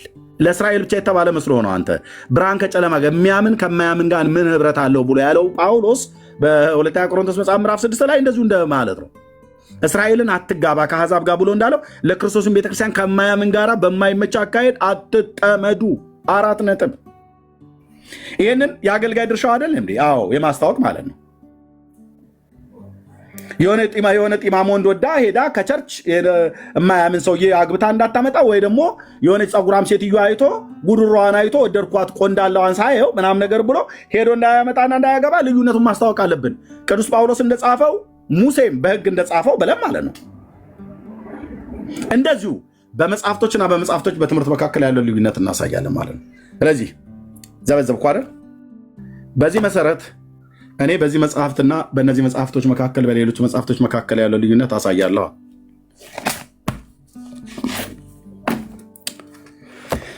ኦኬ። አቤቱ ጌታዬ፣ አቤቱ ጌታዬ። እሺ፣ ዮሐንስ ዘጸገሮ ይባላል። የትውልድ ቦታው ድብልቅልቅ ያለ ነው። አንዴ በፍልስጤም አንዴ በኢየሩሳሌም ምናምን ነገር ይላል። በዚህኛው ሁለት መጽሐፍ ስለሆነ ያለው በጉንዶ ተክለ ሃይማኖት ላይ በተጻፈው ላይ በዛኛውም ላይ ተመሳሳይ ነገር አለው።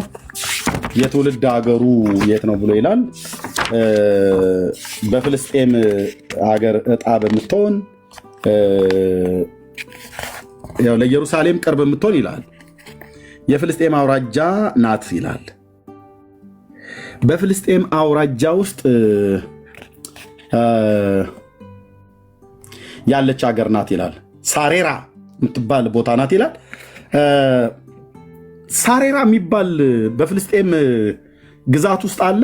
የፍልስጤም አምስቱ መኳንንት የተባሉትን በኢያሱ መጽሐፍ ምዕራፍ 13 ላይ ያሉትን ከዚህ ጀምረን የምናየው ብራዘርዬ። እንዲህ ዝም ብሎ ሳሬራ አሬራ ብለህ አዳምጠው ወደ ጂኦግራፊ ሁሉ እንሄዳለን። የምታውቁት አለ? የምታውቁት ካለ ሳሬራ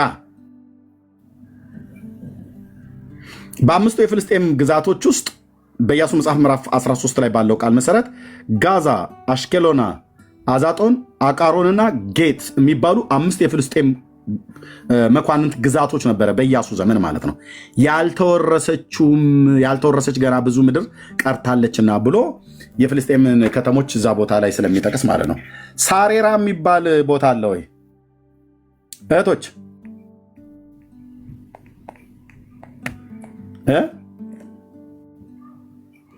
ጃሽዋ ኢያሱ መጽሐፍ ምዕራፍ 13 ኢያሱም ሸመገለ፣ በእድሜው ማረጀ። እግዚአብሔርም አለው አንተ ሸመገለ፣ እድሜ ማረጀ፣ ያልተወረሰች ገና ብዙ ምድር ቀርታለችና ካለ በኋላ ይህችም የቀረችው ምድር ይህች ናት። የፍልስጤማውያን የጌሹርም አገር በግብፅ ምድር ካለው ከሺር ወንዝ ጀምሮ በሰሜን በኩል እስካለችው እስከ ከነዓናውያን ሆነ የተቆጠረችው እስከ አቃሮን ዳርቻ 1፣ ከዛስ ጋዛ 2፣ አዛጦን 3፣ አስኬሎና 4፣ ጌት 5። እነዚህ ናቸው አምስቱ የፍልስጤም ከተሞች የሚባሉት።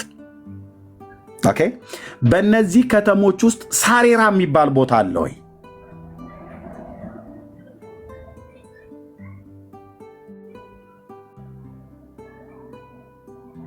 ሳሬራ የምትባል ያው ጻድቁ አባታቸው ዮሐንስ ከምስራቃዊ ትውልዱ ከነገደ ሌዊ ነው ብለዋል። ጉድ ፈልቷል። ከነገደ ሌዊ ነው ግን አገሩ ፍልስጤም ነው ብለዋል። ለኢየሩሳሌም ቅርብ ምትሆን የፍልስጤም አውራጃ ነች ብለዋል። የፍልስጤም አውራጃ የሆነች ሳሬራ የምትባል ኦርቶዶክሳውያን ባካችሁ እንድትረዱ ይፈልጋለሁኝ።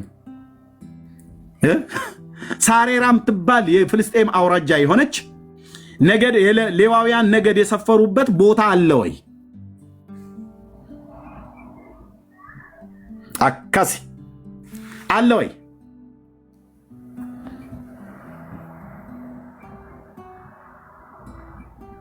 ሃሎ ቆምን እኮ በቃ። ይህን ሳንመልስማ የት እንሄዳለን? ይህን ካልመለስን የት እንሄዳለን? አሁን ምን አለ ይሄኛው መጽሐፍ ላይ ስንመጣ በግብፅ አገር ከኒሳ በምትባል አውራጃ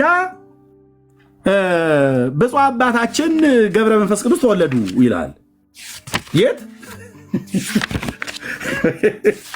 በግብፅ አገር ማንም በምትባል አገር ግብፅ፣ በግብፅ አውራጃ ከኒሳ በምትባል ቦታ ላይ አለ ወይ? ያ ኒሳ ነው ብሎ የሚለው ግን እዚህ ጋር ከአለች መርጌታ ይረዳኛል። ከኒሳ ኒሳ አይደለም ከኒሳ ነው አይደል መርጌታ? እዚህ ጋር ግን ኒሳ ነው ብሎ የሚለው የቀድሞው ላይ ያየሁት እኔ ከኒሳ ነው። አዎ ኒሳንም ይለዋል። ኒሳንም ይለዋል። ኦኬ። በዛኛው ላይ ግን ከንም ይጨምራታል። ኤንወይ ከኒሳ ቤተክርስቲያን ነው። ኒሳን ደግሞ የሀገር ስም ኒሳን የሚላለ ከኒሳ የቤተክርስቲያን ስም በግዕዝ ከኒሳ አቅሌሲያ ትባላለች ቤተክርስቲያን። ኒሳ ግን ኒሳን አንድ ን ቀርቶበታል። እሺ ወንድም ኒሳ ነው የሚለው ያው እርግናው መታሰቡ ያማረ ጽኑ ተጋዳይ ንዑድ ክቡር የሚሆን የከበረ አባታቸው ገብረ መንፈስ ቅዱስ ገድል ማንበብ እንጀምራለን። ንዑድ ክቡር ደግ አባታቸው ገብረ መንፈስ ቅዱስ ከደቡባዊ ግብፅ ከታችኛው አውራጃ ንሂሳ ከምትባል ሀገር የወጣ ገዳማዊ ነው። በግብፅም ገዳም 300 ዓመት ኖረ ነው ይላል ማለት ነው። ኦኬ አሁን በታሪክ ውስጥ በጂኦግራፊ ውስጥ ይገኛል አይገኝም? የግብፅን ምድር ማጥናት ይጠብቃል። ደቡባዊ ክፍል ላይ ነው ብለው ያሉት ይሄ ቦታ ይታወቃል አይታወቅም ወይ? በጂኦግራፊ ማለት ነው። ልክ እንደዚህ ሁሉ ሳሬራ የሚባለው ሳሬራ የምትባል ለኢየሩሳሌም ቅርብ የሆነች የፍልስጤም አውራጃ ናት ብሎ ይላል።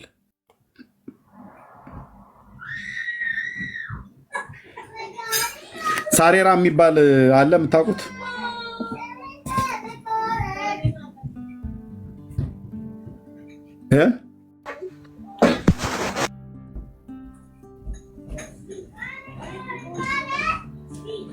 ሳሬራ የሚባል ከነዚህ ከአምስቱ ከፍልስጤም መኳንንት ከተሞች ውስጥ የሚያሳየኛለ ወይ? ከኦርቶዶክሳውያን የለም።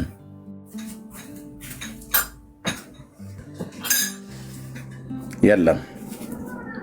ሳሬራ ይሁን አሬራ ምንም የሚያውቁት ነገር የለም። ዝም ብሎ መጽሐፍ ነው። እሺ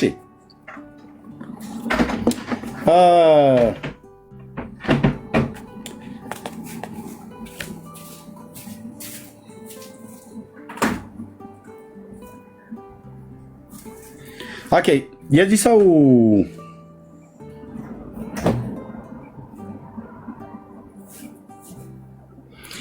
ሰውን መጽሐፍ በዚህ ሰው አማላጅነቱ ያመነውን ሰው እስከ 10 ትውልድ ድረስ እምርለታለሁ ብሎ ጌታችን ኢየሱስ ክርስቶስ ቃል ኪዳን ገብቶለታል ብለው ጽፈዋል። ገና መግቢያው ላይ ማለት ነው። ልብ በሉ።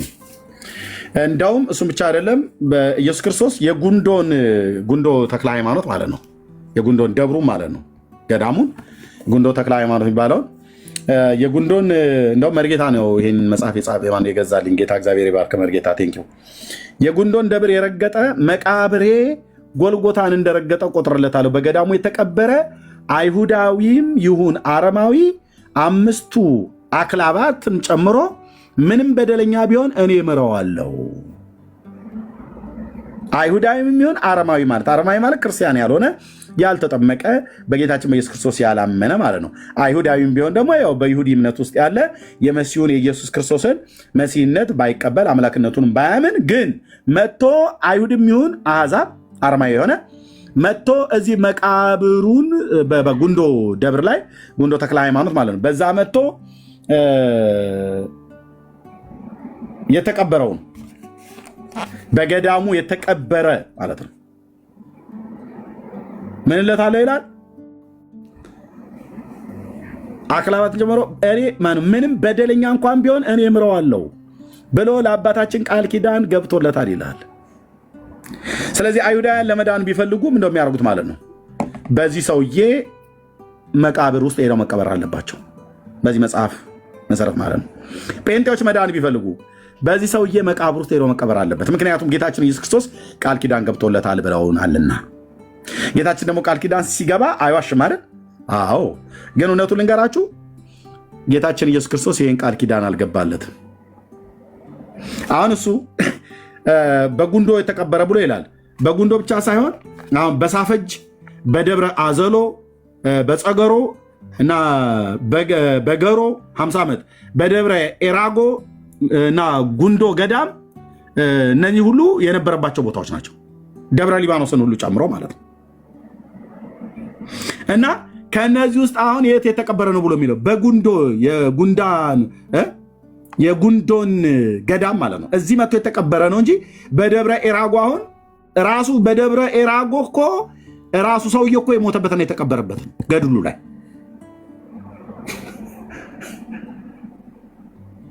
በሳፈጅስ የነበረ በደብረ አዘሎስ የነበረ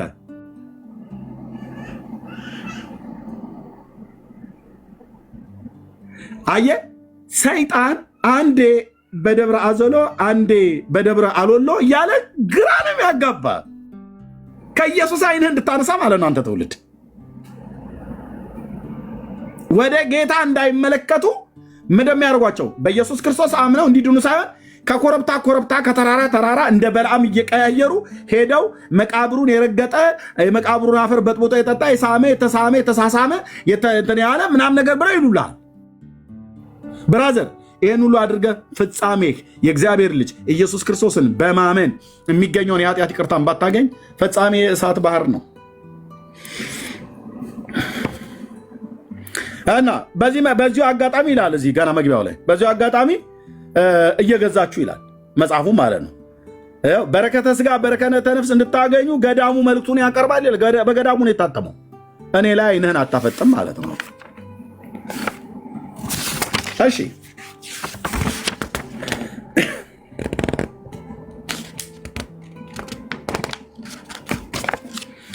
የዚህ ሰውዬ ትውልዱ የፍልስጤም ሀገር የምትሆን አውራጃ ስትሆን ይላል በፍልስጤም ግዛት ውስጥ ነው ማለት ነው። ይህም ለእግዚአብሔር መስዋዕትን ከሚያቀርቡት ከደቂቀ እስራኤል ወገኖች የሌዋውያን ክፍል ዕጣ የምትሆን ርስት ናት ይላል። ሌዋውያን ዕጣ አላቸው እንዴ?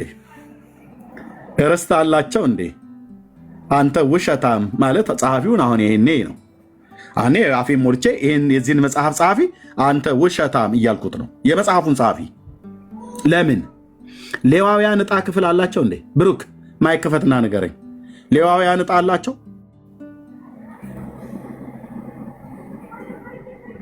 ርስት አላቸው ሌዋውያን?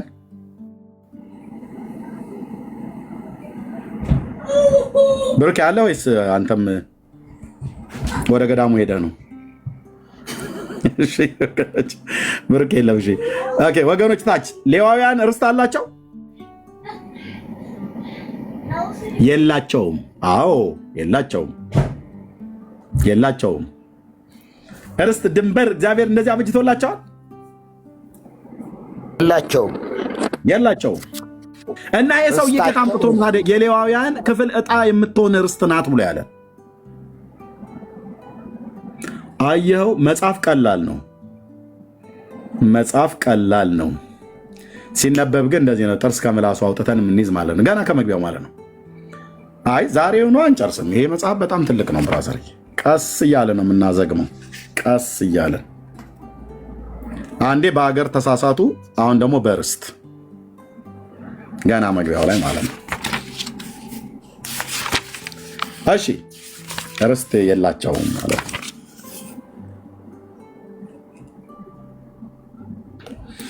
ኦኬ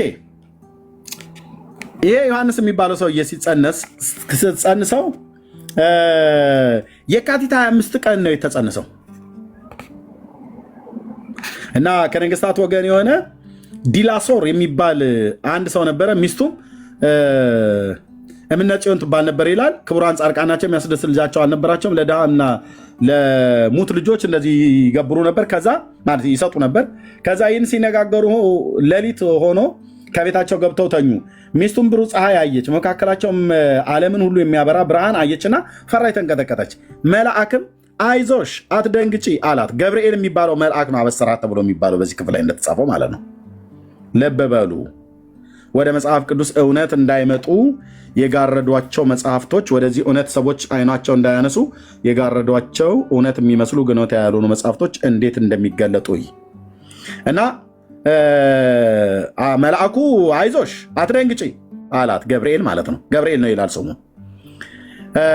ይህም ልጅ ለሁሉ ድነት የሚሆን ነውና ወት ለሁሉ ድነት የሚሆን ነውና ድንግልን ያበሰርኳት የነገርኳት እኔ ቅዱስ ገብርኤል ነኝ።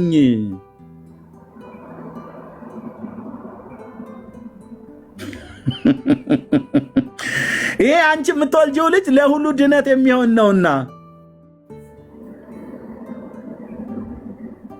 የዓለም ብርሃን ነው ይላል። እንደውም እዚህ ጋር